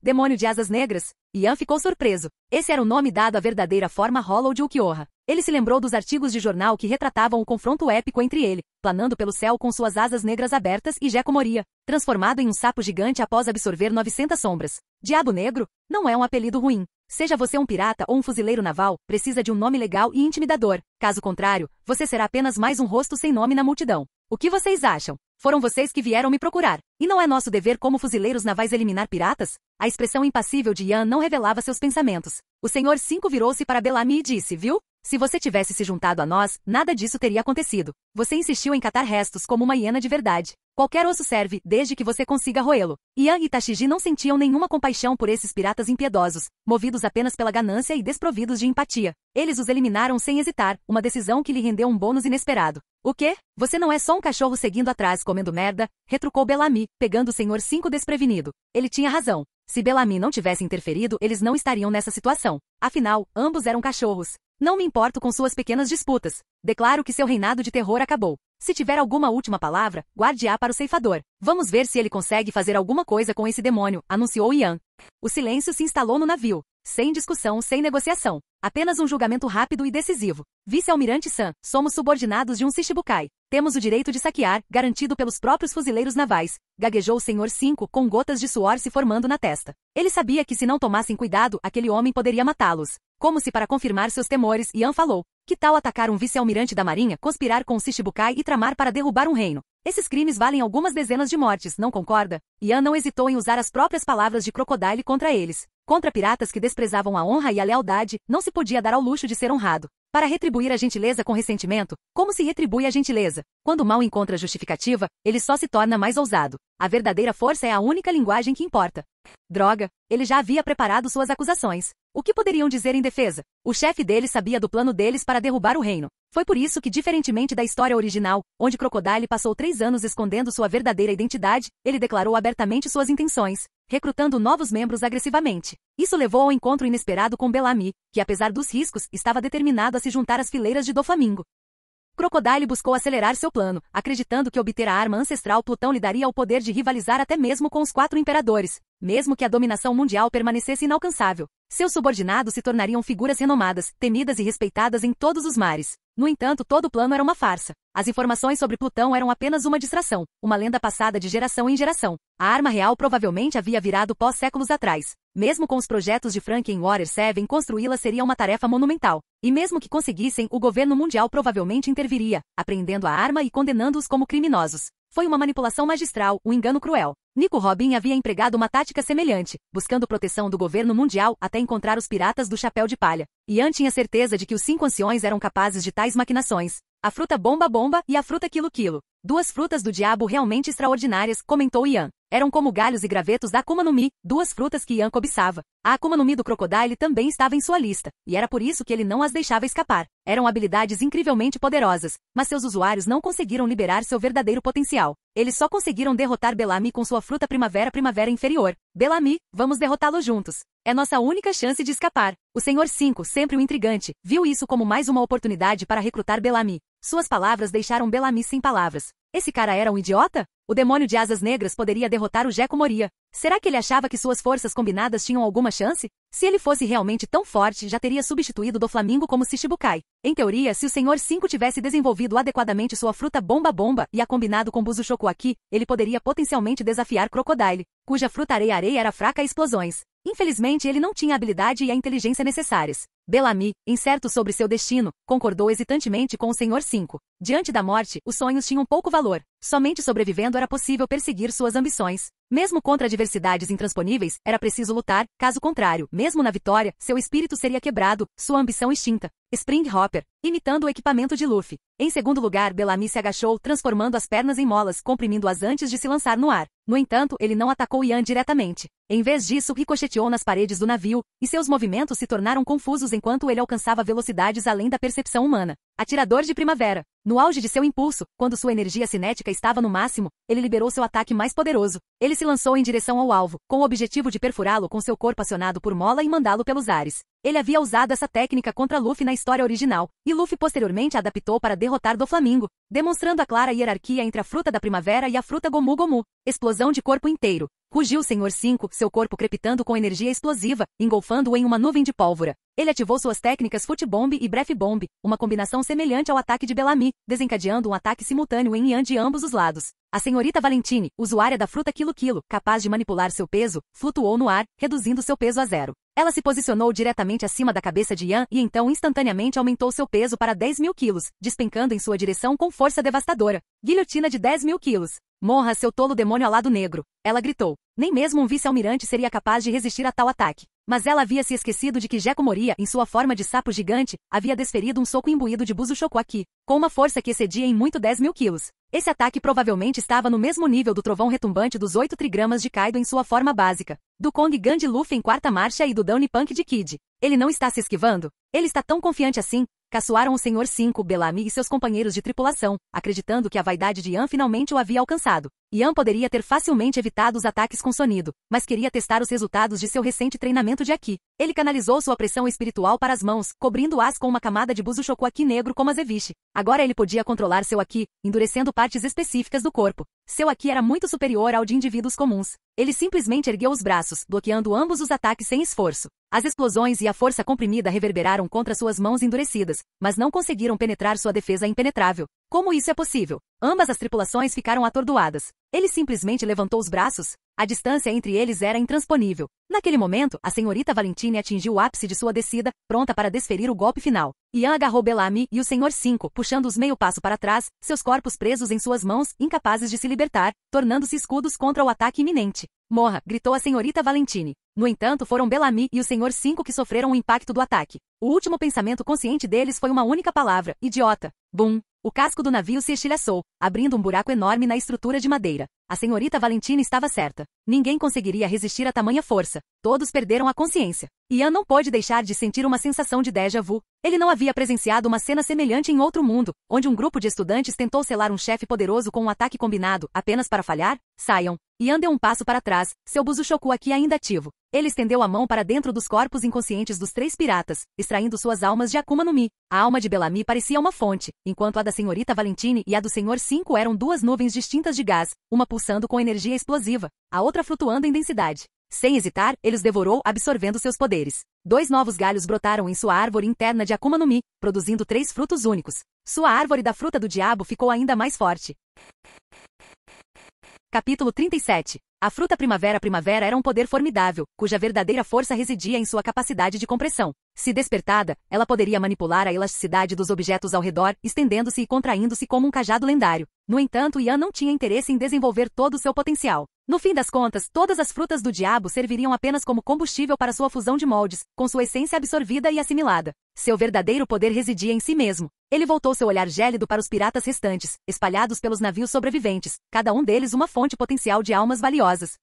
Os piratas, alheios à perda de seus capitães, de repente sentiram um arrepio na espinha, o medo primitivo tomando conta de seus corações. Ponto sombrio. Morra! A voz de Ian ecoou pelo convés, enquanto sua mão direita batia com força na madeira. Uma onda de pressão espiritual irrompeu, engolfando 5 navios piratas. O poder do fruto sombra de Moria se manifestou, distorcendo suas sombras, transformando-as em formas grotescas e ameaçadoras. No instante seguinte, sangue espirrou pelos conveses enquanto os piratas eram empalados, com seus corações perfurados por tentáculos sombrios. Depois de meio mês de prática, Ian havia dominado uma parte significativa das técnicas de manipulação de sombras de Shikamaru Nara. Quanto à habilidade de atravessar sombras, uma técnica que beirava a manipulação espacial, Ian achou relativamente fácil de reproduzir, graças aos seus poderes Hollow, que lhe permitiam utilizar Garganta, um método de abrir fendas dimensionais para viajar. Agora, ele podia se fundir perfeitamente com as sombras. Bum, bum, bum. 5 explosões ensurdecedoras sacudiram o ar. Ele havia destruído o navio mais próximo com um único soco, sua mão direita revestida de haki de armamento, imbuída da técnica avançada de Ryu, que fluía através de seu alvo destruindo-o por dentro. Os 4 navios restantes foram obliterados por uma combinação de rajadas de cero e pressão de espada. Os piratas Jaya foram efetivamente dizimados. Sua ganância insaciável, sua busca incansável por cada migalha, os levaram à ruína. Eles haviam mordido mais do que podiam mastigar, sua avareza explodindo em seus rostos literalmente. Brutal. Mas essas hienas não merecem misericórdia. Mostrar misericórdia a elas só colocaria outras em perigo, comentou Cricket, erguendo sua caneca para um gole de cerveja. Mazira e Shoujo permaneceram em silêncio, suas roupas esvoaçando ao vento gerado pelas explosões. O uniforme da marinha de Tashigi esvoaçava ao seu redor. Ela ajustou os óculos, cujas lentes refletiam o brilho intenso dos destroços, e sua expressão era uma mistura de satisfação e fria indiferença. Embora valorizasse a vida, sua compaixão não se estendia aos piratas assassinos. Ela punia os culpados sem hesitação, mas também protegia os inocentes, defendendo uma justiça que servia a muitos, não a poucos. Alucinado, a figura de Ian se materializou da fumaça que se dissipava, seu rosto pálido e demoníaco pairando a centímetros do de Tashigi. Suas bochechas ficaram vermelhas. Ian-san, isso não é justo. Você não deixou nada para mim. Eu também sou forte, sabia? Ela protestou, desviando o olhar. Graças à fruta claro que Ian lhe concederá, ela se tornará uma força formidável, mesmo sem dominar o haki de armamento ou observação nas últimas 2 semanas. No entanto, ela havia compreendido os fundamentos de várias técnicas de Rokushiki. Uma dessas técnicas era Soru, que combinada com sua invisibilidade, lhe permitia lançar ataque surpresa aparentemente do nada. Uma combinação devastadora, especialmente nos 4 mares e na primeira metade da Grand Line. Embora o haki da observação fosse mais comum no Novo Mundo, ela acabaria dominando-o. Ocultar sua presença era um feito relativamente simples. E se conseguisse despertar sua Akuma no Mi, alcançaria a verdadeira invisibilidade, capaz de se apagar completamente da existência. Seria um poder que beirava a manipulação da realidade. Ela também possuía um talento natural para a esgrima. Embora ainda não conseguisse gerar aura de espada ou pressão de espada, sua lâmina era muito mais afiada do que a da maioria. Sua classificação mediana ao se formar no acampamento de elite decorreu de sua dedicação a outras habilidades, como coleta e análise de informações. Caso contrário, sua destreza com a espada teria sido inegável. Mas ela acreditava que a inteligência era igualmente importante na batalha. Sem ela, mesmo o guerreiro mais forte era apenas um peão. Não se preocupe, você terá sua chance, Ian a tranquilizou. Os 4 sacerdotes de Enel em Skipieia incluíam um espadachim habilidoso, um oponente perfeito para ela aprimorar suas habilidades. Ele não recorreu à desculpa clichê de estamos no mar e você é um usuário de Akuma no Mi. Ela teria simplesmente respondido, você também é um usuário de Akuma no Mi. Não poderíamos ter esperado que eles chegassem à costa e lidado com eles juntos? E então ele teria sido forçado a admitir, tudo bem, você venceu. Tashigi possuía uma certa teimosia, uma recusa em recuar diante de um desafio. Falando no diabo, Ian ergueu sua caneca, destruindo a percepção de Cricket sobre os oficiais da marinha. Testemunhar o feito incrível de Ian em primeira mão foi muito mais impactante do que ouvir Mazira e Shoujo sobre isso. Ele ficou completamente pasmo. Marine-san, você é um herói forte e corajoso. Cricket cobriu Ian de elogios diante dos irmãos macacos, que estavam completamente perplexos. O capitão deles sempre foi tão descarado. Chega, leve todo o saque. Não tem utilidade para ele. E sem força você não conseguiria ficar com ele de qualquer maneira. Afinal, resgatar é a sua especialidade, declarou Ian. Mesmo com montanhas de tesouros, sem o poder de protegê-los, eles só serviriam para atrair abutres. Não importava onde você fosse, a força reinava suprema. Os despojos pertenciam ao vencedor. Essa era uma lei imutável do mundo. Brilhante, capitão. Os irmãos macacos comemoraram, finalmente entendendo o plano astuto do capitão. Quem não se curvaria por uma recompensa vultosa? Aqueles que alegavam o contrário provavelmente nunca haviam passado fome de verdade. E não se tratava de um saque qualquer. Era a riqueza combinada de mais de uma dúzia de tripulações piratas operando em uma única ilha. Obrigado, Marine-san, vice-almirante. Expressaram sua gratidão a Ian. Se qualquer outro fuzileiro naval os tivesse encontrado, não só teriam se apoderado do tesouro, como Cricket e sua tripulação provavelmente teriam sido presos em Impel Down. Não importava se eram piratas bons ou maus. Ainda eram piratas. Várias horas depois, quando o sol atingiu seu zênite, Ian se preparou para embarcar em sua jornada para Skipieia, carregando Tashigi nos braços. Depois de absorver as almas de mais de uma dúzia de tripulações piratas, sua taxa de fusão havia aumentado para 39%. Fora um processo exaustivo. Ele havia eliminado pelo menos 200 piratas, mas isso só havia gerado um aumento de 1%. Parecia que à medida que ele se fortalecia, o número de almas necessárias para progredir aumentaria exponencialmente. Talvez uma ilha inteira só gerasse um aumento de 1%, ou até mesmo várias ilhas ou dezenas. Adeus. Cricket, Mazira e Shoujo acenaram para Yan e Tashigi. Yan segurava Tashigi com firmeza como uma princesa, com seu corpo esguio pressionado contra seu peito. Ao pronunciar as palavras de sua ressurreição, um par de enormes asas negras irrompeu de suas costas, liberando uma poderosa rajada de vento. Eles alçaram voo, Jaya encolhendo-se sob eles até desaparecer de vista. Alcançaram uma altitude de vários milhares de metros, entrando nas nuvens do mar e nas nuvens da ilha, formadas por erupções vulcânicas, onde o vapor d'água se condensava e alterava sua densidade. As nuvens do mar, semelhantes à água do mar abaixo, possuíam grande flutuabilidade. As nuvens da ilha, flutuando sobre as nuvens do mar, eram macias e elásticas, permitindo que as pessoas caminhassem sobre elas. Os habitantes de Skipieia viviam nessas mesmas nuvens. Uma vasta extensão branca se estendia diante deles, refletindo a pele pálida dos Skipianos, que adornavam suas costas com pequenas asas decorativas. Alguns pilotavam vavers, veículos baseados em nuvens movidos por brefe dial ou jet dial, planando sem esforço pelas nuvens do mar. Pareciam jet skis, e sua operação exigia um profundo conhecimento dos padrões de vento e das correntes de nuvens. Um feito desafiador para a maioria, mas brincadeira de criança para Nami, a talentosa navegadora dos piratas do chapéu de palha. O Giant Express Ship transportou navios do Portão do Céu até Skipieia, atravessando o Mar Branco e o Mar Branco acima. Peixe-céu em forma de balão puxavam navios de Skipieia, transportando-os para o Mar Azul abaixo. Skipieia no mundo de One Piece assemelhava-se a Edolas no universo de Fairy Tail, um mundo flutuando no alto isolado por séculos, desenvolvendo sistemas de poder únicos baseados em tecnologia e ideais. Edolas, por sua vez, assemelhava-se ao mundo limitado de Tsukuyomi em Naruto, um mundo que espelhava o mundo real, porém com personalidades e relacionamentos invertidos. Yan-san, isso é incrível! Exclamou Tashigi com sua admiração infantil evidente. Até ela, uma fuzileira experiente, ficou impressionada com aquele reino fantástico. Mas Yan, com o rosto perpetuamente fixo na expressão estoica de Ukiyoha, permaneceu impassível. A menos que ele desativasse sua fusão, suas emoções permaneceriam ocultas. Tashigi, no entanto, lutava para respirar, com as bochechas coradas. Skipieia existia a uma altitude de 7.000 metros, enquanto o Mar Branco se elevava a 10.000 metros acima. O ar era rarefeito, afetando as capacidades físicas daqueles que viviam no Mar Azul abaixo. Até mesmo Tashigi, uma oficial da marinha, se viu enfraquecida, com sua força reduzida à de um pirata com uma recompensa de 100 milhões de belis. Ela não era páreo para Yan, que possuía um poder comparável ao de um comandante Yonkou. Ele olhou para os boinas brancas que guardavam a entrada do Mar Branco, os porteiros responsáveis por cobrar a taxa de entrada. Sem hesitar, carregou Tashigi para além deles, ignorando o posto de controle. O boina branca soou um alarme próximo, alertando os enforcers, a agência de segurança pública de Skipieia. O país de Deus aplicou um conjunto único de leis durante o reinado de Enel, criado para criminalizar aqueles do Mar Azul. Eram deliberadamente vagas e confusas, aprisionando forasteiros desavisados, fornecendo a Enel justificativas para suas punições brutais, o método de incutir medo em seus súditos. Afinal, como se poderia esperar que forasteiros entendessem um sistema jurídico complexo com 11 níveis de ofensas, cada um com penas cada vez mais severas? Ao entrar em Skipieia, todos os visitantes eram obrigados a pagar uma taxa de entrada de 1 bilhão de stol. Quem não a pagasse seria considerado um intruso ilegal, sujeito à perseguição dos soldados divinos. Seus navios seriam lançados à deriva nas nuvens do mar, abandonados à deriva. Indivíduos comuns eram incapazes de içar seus navios para alterar seu curso. Os piratas do chapéu de palha só conseguiram escapar desse destino utilizando um tubarão celeste. Havia também vários testes projetados para testar forasteiros, conhecidos como as provações de Deus. A tecnologia Cloud Dial foi usada para criar cadeiras de nuvem confortáveis e elásticas. Com sua aparência branca pura distinta das onipresentes nuvens cúmulos e sua textura lembrando pelo de animal. Incrível! Tashigi, a adorável oficial da marinha, deitou-se em uma cadeira de nuvem, saboreando a sensação. Ela se recuperou rapidamente do mal da altitude e expressou sua alegria. A Periard, local da lendária Cidade do Ouro, era uma ilha celeste perto da Ilha dos Anjos, onde residiam os habitantes de Skii. Era proibida aos plebeus, um solo sagrado onde os Xandora, os habitantes originais de Jaya, viviam antes de serem expulsos pelos colonos da Ilha dos Anjos. 400 anos atrás, o conflito surgiu da cobiça pelo recurso mais valioso do pátio superior, terras. Os colonos da Ilha dos Anjos haviam tomado o controle, dando início a uma guerra de 400 anos entre as duas facções. Yan, utilizando seus poderes, contornou esses conflitos históricos, transportando Tashigi diretamente para o pátio superior.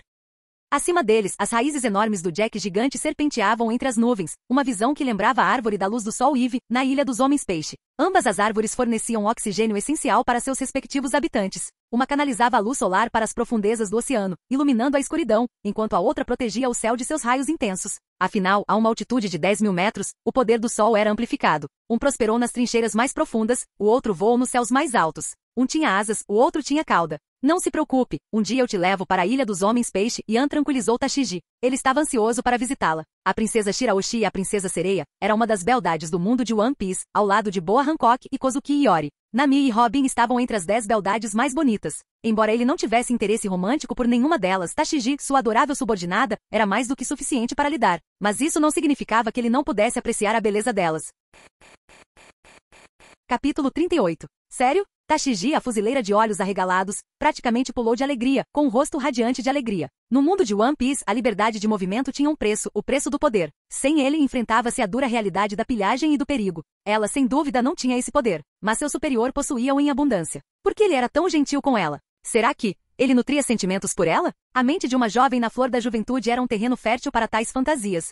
Seu rosto ficou vermelho, e ela o cobriu com as mãos, incapaz de encarar Ian. Embora ela possuísse um charme, o potencial dele era enorme, lindo demais. Um usuário da Akuma no Mi Zoom mítica com uma esgrima formidável. Salvo quaisquer circunstâncias imprevistas, ele estava destinado a alcançar o ápice do poder, ao lado de almirantes e imperadores. Ela, mesmo com a fruta claro que ele lhe concederá combinada com sua esgrima Soru e domínio de 2 tipos de Haki, alcançaria, na melhor das hipóteses, o nível de uma forte vice-almirante. A distância entre eles parecia intransponível. Porque você é minha assistente, claro. Quem mais cuidaria das minhas necessidades diárias? Não consigo funcionar sem você, afirmou Ian, com a expressão impassível não revelando o tom romântico que suas palavras carregavam. Parecia mais um apelo por uma empregada ou governanta, uma percepção que o fez estremecer interiormente. Cara, você é bonito e tem uma aura poderosa, mas precisa ser tão desajeitado? Foi como aquela reunião no quartel-general da Marinha de novo. Ele tentou demonstrar diversão, mas foi interpretado como zombaria. O olhar coletivo dos vice-almirantes era perturbador. Eles haviam inventado uma história trágica para ele, uma vítima de um ataque pirata, abençoado com poder sagrado por pura sorte.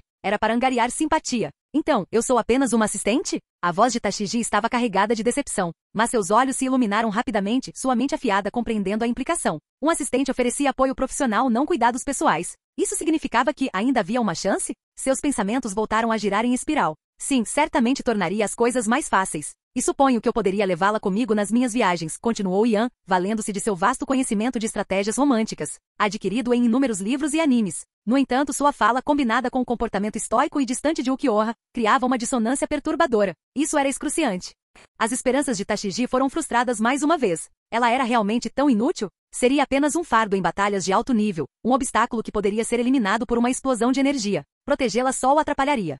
Você está com fome? Após um período de silêncio, Tashigi, ansiando por qualquer sinal de conforto ou segurança, finalmente falou. Será que ele se cansará da presença dela, da sua constante necessidade de proteção? Então ela ouviu suas palavras, virou a cabeça e viu Ian preparando uma refeição em um pequeno fogão portátil. Uma mesa próxima já estava posta com 3 pratos e uma tigela de sopa. Ele gesticulou para que ela se juntasse a ele. Assim que a comida ficou pronta, ele apagou as chamas e guardou tudo em sua garganta, uma dimensão de bolso. Embora este mundo não tivesse um eco-mundo ou uma sociedade de almas com a qual pudesse se conectar, ele havia desenvolvido suas habilidades de manipulação espacial, criando um espaço de 10 metros quadrados. Ao contrário de suas contrapartes, era desprovido de quaisquer elementos, ar, luz solar e até mesmo o próprio tempo. Servia como um espaço conveniente para armazenar alimentos e outros itens, eliminando a necessidade de refrigeração. No entanto, seres vivos não conseguiam sobreviver dentro de seus limites. Talvez, quando estivesse forte o suficiente, ele pudesse seguir os passos de Aizen e dos Espada, construindo um espaço personalizado de Reishi, manipulando o tempo para alcançar uma forma de imortalidade, livre de interferência externa.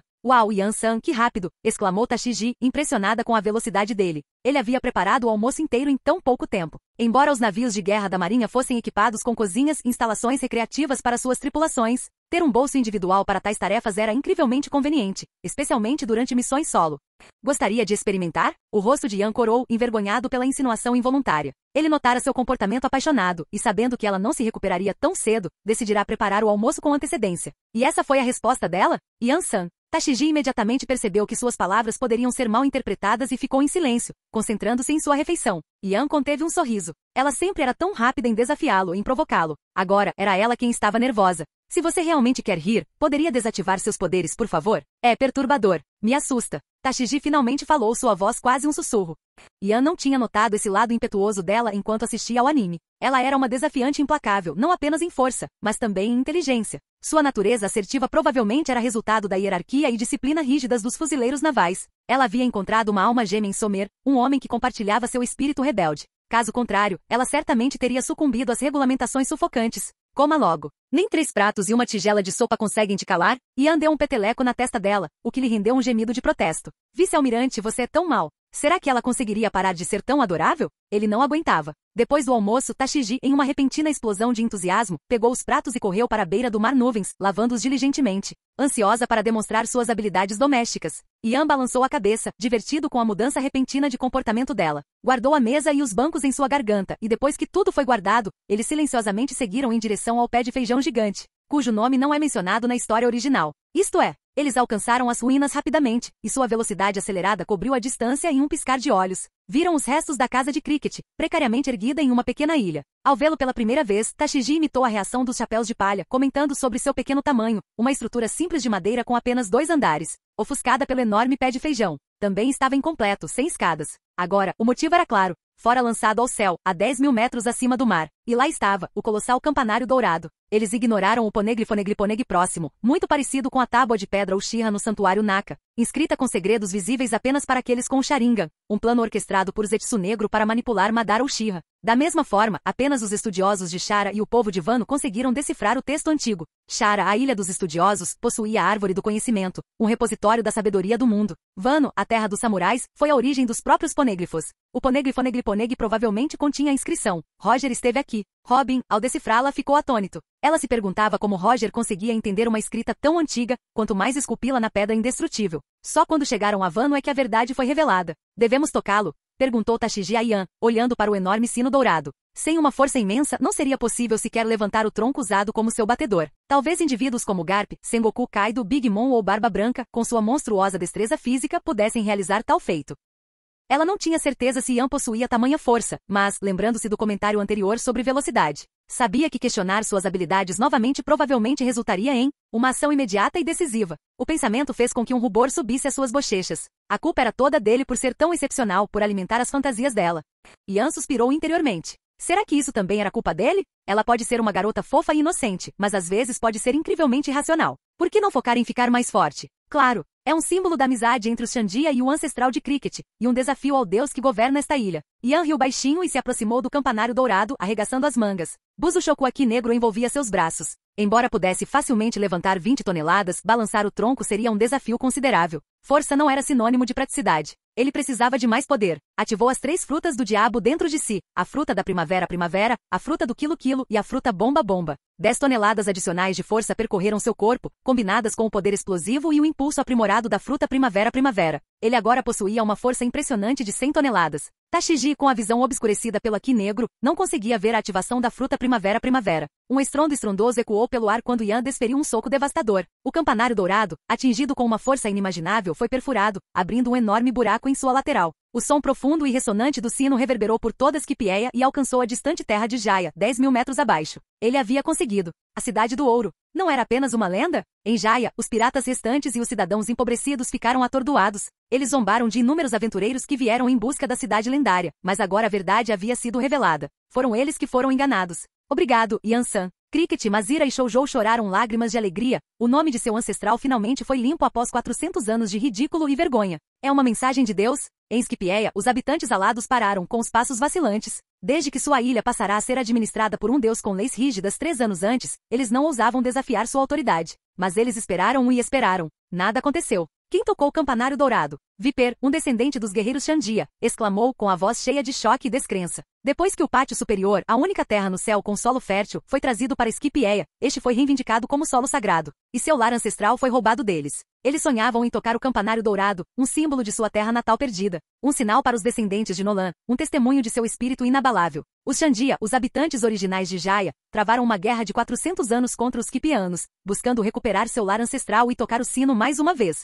Preciso ver isso com meus próprios olhos, declarou Viper, com o coração batendo forte de urgência. Mal podia esperar pelos outros guerreiros Xandia. Era descendente de Calgara, o grande guerreiro. Sua determinação era incomparável. Ele pegou sua bazuca queimada, calçou seus patins jet de al e correu em direção ao pé de feijão gigante. Nem mesmo Enel, seu autoproclamado deus, tocou o sino. Ele também era um Xandia, apesar de sua posição de poder. Isso é um desafio? Se você sobreviver aos meus sacerdotes, eu pessoalmente entregarei a retribuição sagrada. A voz fria de Enel ecoou pelos grandes salões de seu palácio, construído sobre o pé de feijão gigante, com seus enormes tambores dourados presos às costas. Os Skipianos e os Xandia estavam fracos demais para desafiá-lo. Seu mantra, seu aqui da observação, estendia-se por toda a ilha, e ele pressentiu um intruso misterioso. Asas negras. A princípio, ele presumiu que fosse um pássaro grande, mas era um humano. Ele sentia que o recém-chegado também possuía uma Akuma no Mi, semelhante à sua própria Akuma no Mi, que lhe concedia o poder do relâmpago. Um demônio do inferno? Era Enel, o deus de Scipieia, que possuía o poder do trovão. Ainda muito fraco, Ian examinou o punho após o golpe devastador. Ele havia utilizado 3 frutas do diabo e a imensa força física de Ulquiorra.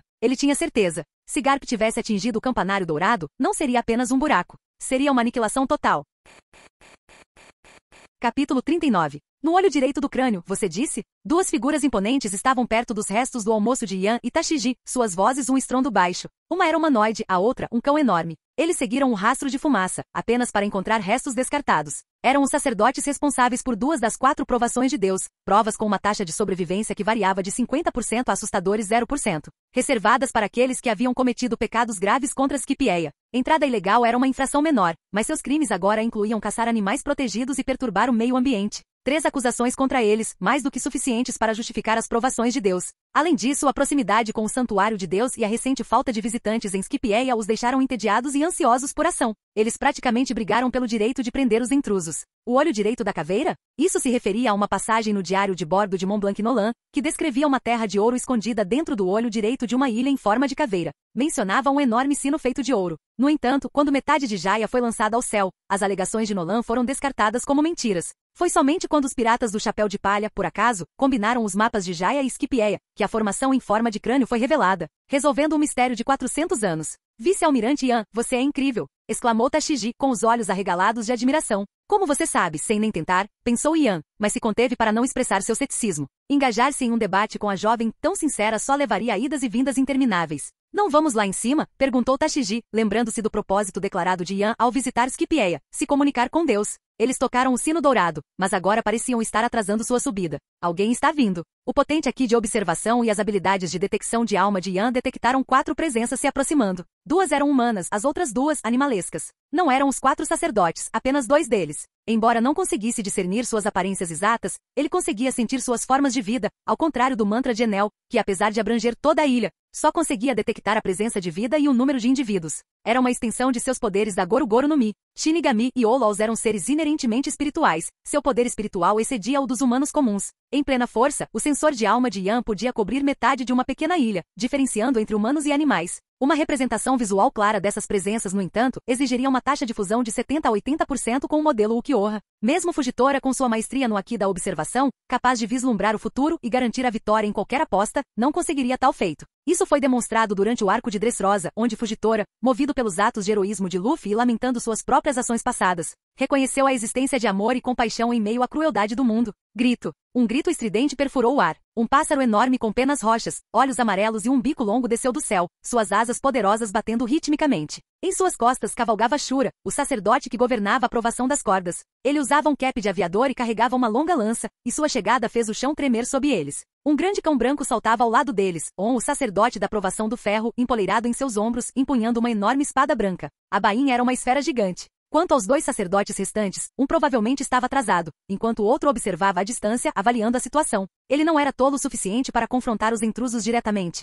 especialmente depois de testemunhar a capacidade deles de atravessar o Mar Branco e o Mar Branco, chegando ao santuário de Deus. Eles claramente não deveriam ser subestimados. Ele esperaria, observaria e se a oportunidade se apresenta-se, talvez pudesse explorar as fraquezas deles e colher os frutos. Ian, no entanto, prestou pouca atenção ao sacerdote oculto. Sua intuição detectou outra presença se aproximando, uma presença familiar. Viper, o descendente dos guerreiros Xandia. Que cachorra adorável! Exclamou Tashiji com os olhos brilhando de alegria. Como esperado de uma jovem com predileção por criaturas fofas, ela era impotente contra os encantos de Holly. Você gostou? Perguntou Ian, lembrando-se da imensa força e da obediência inabalável de Holly, uma característica que levará Zoro a ordenar que ela se deixasse inconsciente. Cães eram facilmente domesticados. Sim, Tashiji assentiu ansiosamente. Então eu vou domesticá-lo para você. Não podemos levá-lo conosco quando sairmos de Scipieia, mas você pode brincar com ele por um tempo. O Aki e a força bruta do conquistador eram as ferramentas definitivas para domar feras. Luffy havia subjugado inúmeros animais com seu carisma e força, incluindo um peculiar cão de 3 cabeças com cabeça de raposa,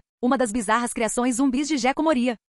Então eu consigo lidar com o espadachim? Perguntou Tashiji, apertando Shiguri com mais força, a renomada katana que Ian lhe dera de presente. Tanto Shiguri quanto Kazahana eram espadas forjadas pelos 50 lâminas de grau habilidoso, valendo dezenas de milhões de belis na troca de méritos da marinha. No entanto, o massacre inicial de mais de uma dúzia de tripulações piratas por Ian lhe rendeu uma quantidade substancial de pontos de mérito, mesmo após deduções. o suficiente para adquirir várias espadas de alta qualidade. A recompensa de 320 milhões de belis do Gekko Moria também rendeu uma quantia considerável, embora, infelizmente, sua recompensa tenha sido congelada ao se tornar um Shichibukai. Mesmo assim, Yan conseguiu obter vários meito para Tashiji, armazenando-os em sua garganta para uso futuro. Ele ainda não havia adquirido nenhuma espada ou vazamono. No entanto, ao retornarem dessa jornada, ele planejou obter uma para ela. Colecionar espadas renomadas era um dos sonhos de Tashiji, uma busca que despertava inveja entre suas colegas fuzileiras. Eles a provocavam por ter um superior generoso. Ela corava e protestava, mas nunca negava a verdade. Vários fuzileiros navais haviam demonstrado interesse romântico por ela, mas suas personalidades dominadoras a repeliam.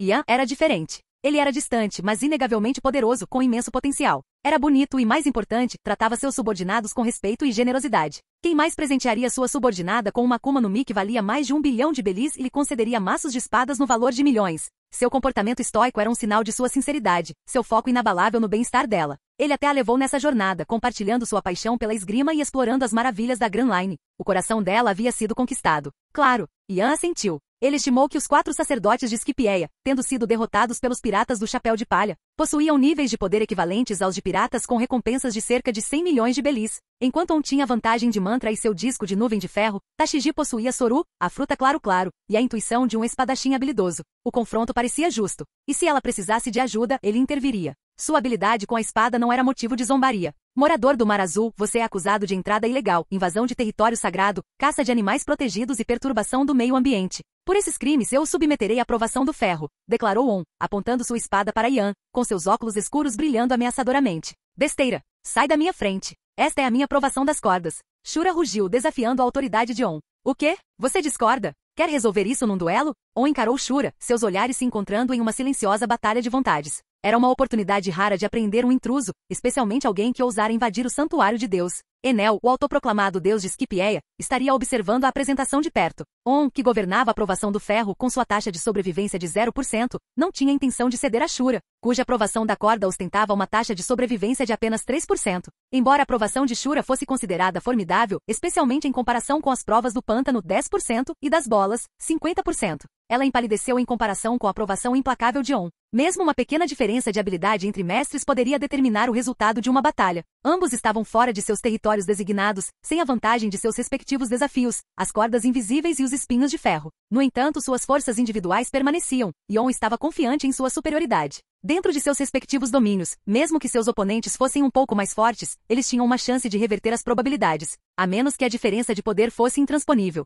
Chicote de ferro. Ambos eram guerreiros impetuosos. On balançou sua espada branca, o disco de nuvem de ferro em sua bainha liberando uma enorme explosão de energia. Uma onda afiada de ar comprimido avançando em direção a Shura. Lança de chamas. A lança de Shura brilhou em brasa, inflamada pelo disco de chamas embutido em sua haste. Ele a empurrou para frente, encontrando o ataque de On de frente. O choque de chamas e aço reverberou pelo ar, com poderes equivalentes. Incrível! Eles são ambos usuários de Akuma no Mi e espadachins, exclamou Tashiji, impressionada com a demonstração de poder deles. Sua criação protegida no Mar do Leste, longe da Grand Line e do Novo Mundo, a deixará despreparada para as habilidades e estilos de luta únicos predominantes em Scipieia, isolada do mundo exterior por 400 anos. Yan balançou a cabeça, indiferente à pequena discussão. Embora seus discos lhes concedessem habilidades comparáveis às frutas do diabo, eles dependiam excessivamente dessas ferramentas. As asas em suas costas eram meras decorações. Talvez 800 anos atrás, seus ancestrais realmente possuíam asas como as dos anjos, voando pelo céu com uma destreza aérea inigualável. Eles eram semelhantes aos homens-peixe das profundezas do oceano e aos Mins de Zou, equivalentes aos usuários de Akuma no Mi do tipo Zoan.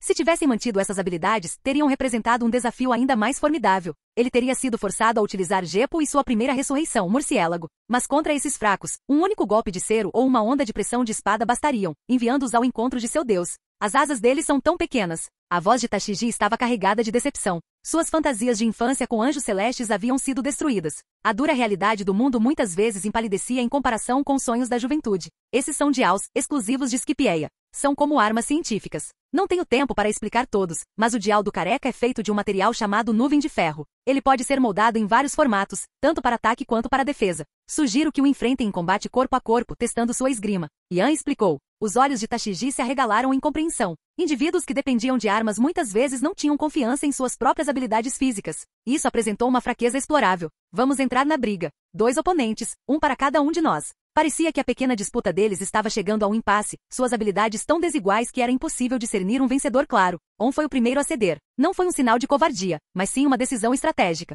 Prolongar a luta só criaria uma brecha para o inimigo em comum. Ambos seriam derrotados. Seu orgulho não era sinônimo de tolice. Ao contrário do teimoso Shura, o acordo era preferível à aniquilação. Acredito que você tenha ignorado algumas ofensas. Yan interrompeu a discussão com a voz calma, porém autoritária.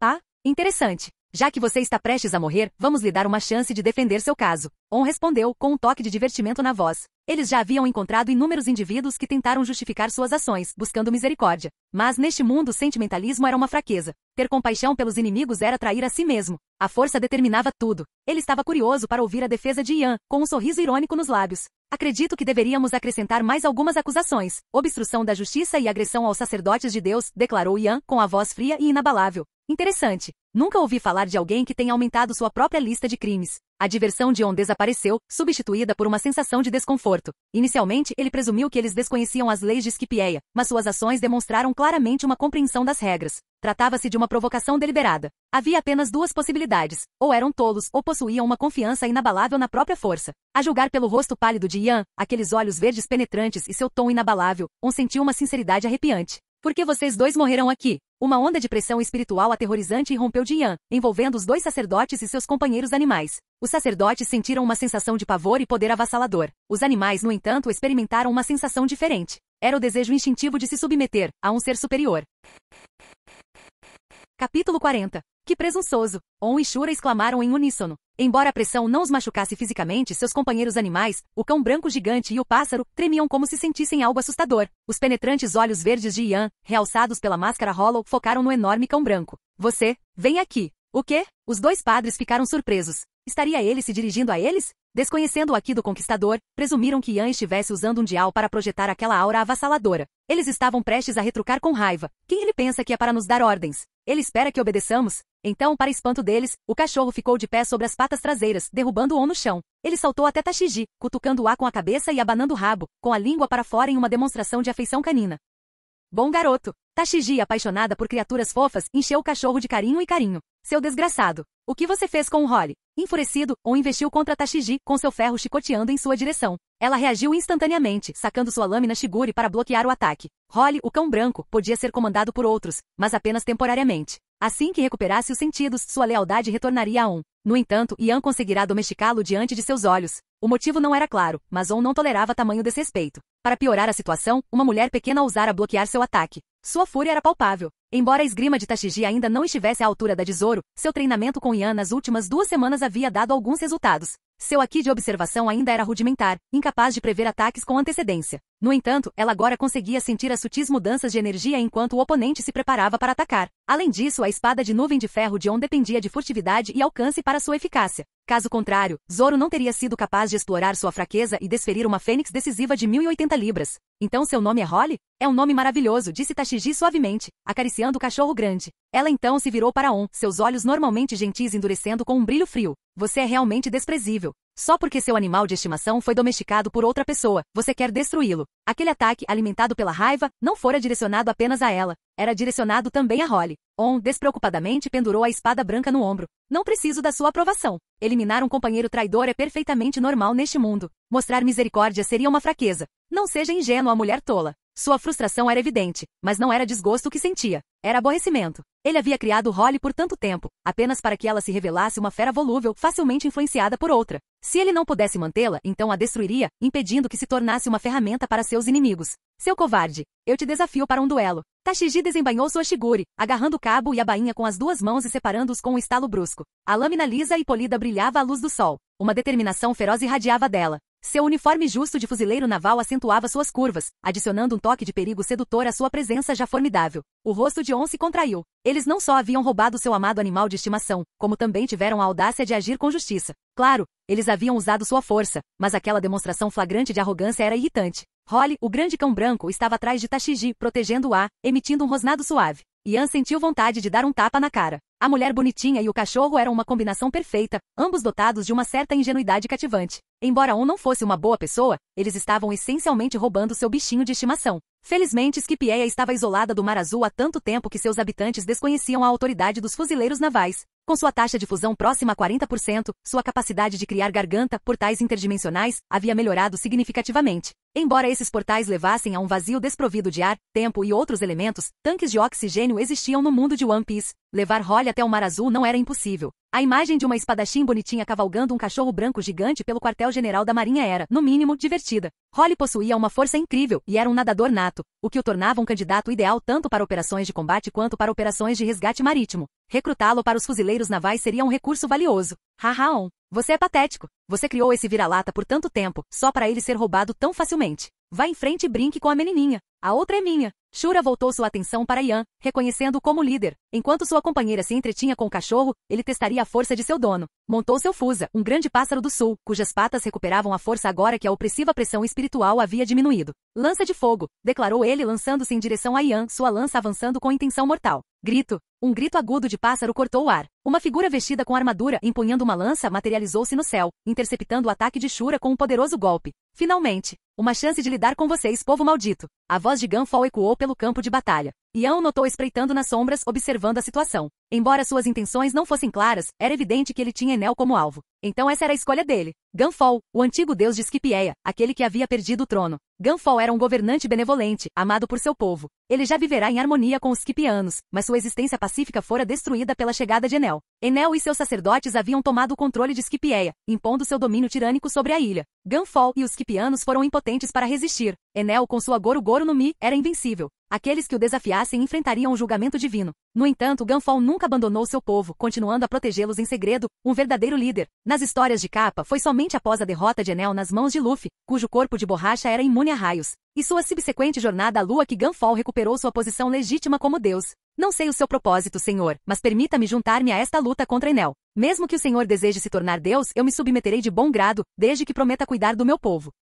Gunfall conhecera Gold Roger, o rei dos piratas. Ele conhecia um mundo além de Scipieia, a dinâmica de poder e o papel dos fuzileiros navais. Seus trajes os identificavam como fuzileiros navais, defensores da justiça, indivíduos dignos de confiança. Não, eu recuso, Yan respondeu com um leve sorriso. Seu rosto normalmente estoico, agora emoldurado pela máscara Hollow, exibia um ar de indiferença. Gunfall interpretou suas palavras como uma rejeição à oferta, e seu rosto se transformou em decepção. Até o rei pirata, um nobre aventureiro, havia sido caçado pelos fuzileiros navais. Seriam eles realmente confiáveis? Não tenho interesse em me tornar deus. Essa posição é sua. Estou aqui apenas para confrontar Enel e eliminá-lo. Então eu sou grato. Ouvi histórias sobre os fuzileiros navais e sua justiça. Parece que esses rumores eram verdadeiros. Gunfall curvou a cabeça em gratidão. Se qualquer outra pessoa tivesse proferido aquelas palavras em um tom tão casual, ele não teria acreditado tão facilmente. Mas vindas de um fuzileiro naval, um representante dos Guardiões da Paz do Mar Azul, ditas com tanta gravidade e sinceridade, tinham um certo peso. Como antigo deus de Scipieia, ele possuía um aguçado senso de julgamento. Compreendia as consequências do fracasso.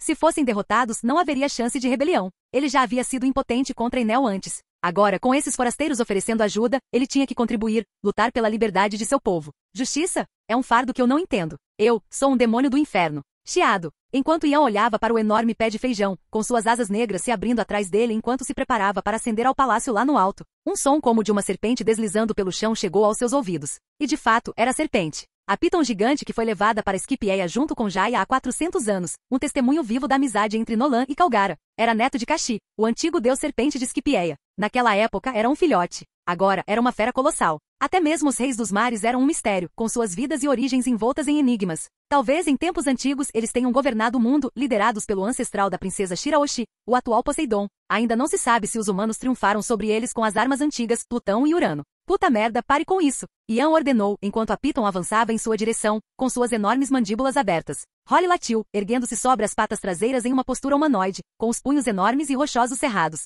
Tashigi observava atonita. Ele agarrou as mandíbulas da Piton entre os punhos e as fechou com um golpe poderoso na cabeça. A Piton cambaleou, atordoada e desorientada, lembrando o confronto de Barba Branca com Kaido em sua forma de dragão. Com o incentivo de Tashigi, Holly parecia ter revelado uma ferocidade recém-descoberta. Bom garoto, você é incrível! Exclamou Tashigi, impressionada com a força do cachorro. Eu também não posso ficar para trás, declarou ela voltando a atenção para On, com um olhar cheio de determinação, alimentando sua frustração. Holly fora sua companheira, sua montaria leal. Um deus? Enel não veio atrás de você, mas você escolheu se entregar a ele? Uma aposentadoria pacífica não seria mais adequada? Shura e Gunfall se chocaram, suas lanças se encontrando em uma rajada de faíscas, suas vozes ecoando pelo campo de batalha. Suas respectivas montarias, o pássaro do sul e o pombo do céu, ambas espécies raras de aves capianas, travaram uma batalha aérea, uma demonstração de agilidade e poder aviário. Parecia que todos haviam encontrado seu oponente. Este confronto não terminaria tão cedo. Liberte-se, murciélago. O capacete com chifres de Yan se transformou, estendendo-se para envolver completamente sua cabeça.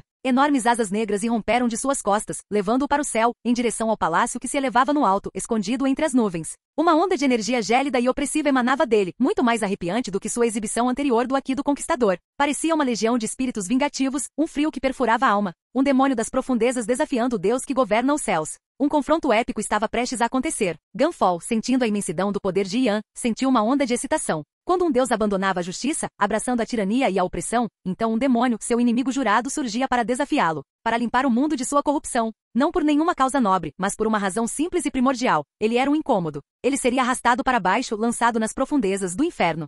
Fim do vídeo. Para acesso antecipado à continuação dos vídeos, ou para incentivar o canal, vire membro. Muito obrigado.